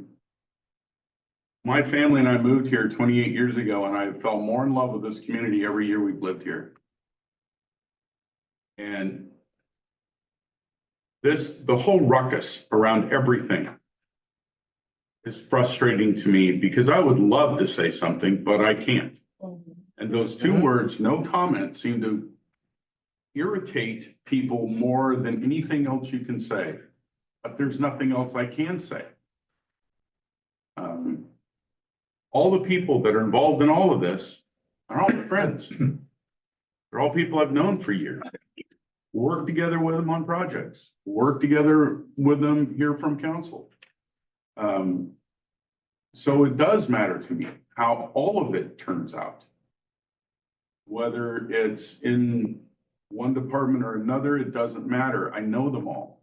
The frustration I have with the police department is that I'm trying to find a way to avoid the stupid financial reality of being a city in the state of Oregon. We are lucky if we get 2.5% increase a year. Okay. I know the law says we're supposed to get 3, but in reality, it's 2.5. And yet, since 2019, inflation has been, I want to say the official thing from last October was 28%.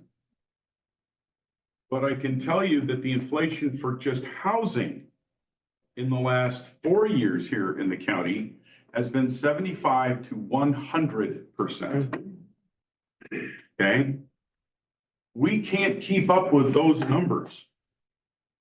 It's an impossibility. And I want to think out of the box. I want to find ways to solve these issues. And I know this whole council does. Yes. Do Tracy and I snipe at each other? Yeah, because we're a lot more alike than we're separate than we're not alike. And we've known each other so long that we've been doing this at each other now for almost 20 years and we're just used to it. But don't ever think that this council doesn't care about you and your life and trying to make Toledo a better place for all of y'all. Okay, that's what we're striving for. That's why the community center to me is important. We've lost all those amenities that we used to have. And that would be one way to get them back. We've got to cover the police department. We've got to cover the fire department. We've got to cover public works. We've got to cover maintenance workers. I mean, there is just so many things in this city that we've got to cover, and how are we going to pay for it all? Trust me, if you guys come up with any ideas, please, I don't care if they're wacko, like dig for oil, I don't care. Let me know if you think there is some, because I'd love it. But this week, and with that letter, this letter really brought home to me why I love this town. I know all of you were here for the ice storm. I watched a community that had been arguing with each other over national crap for months, all of a sudden drop everything and help each other out. Just because that was the way we are. Where I've heard stories from across this country about disasters happening and people, neighbors still pointing fingers at each other. We didn't do that. We came together. We got stuff done. We cleared our neighbors' driveways. We got people back on track. We got generators out to people who needed them for warmth in their house. We did home checks on people we don't even know. We said, hey, can you go out and check on this person? They're asking if someone can see them. People did.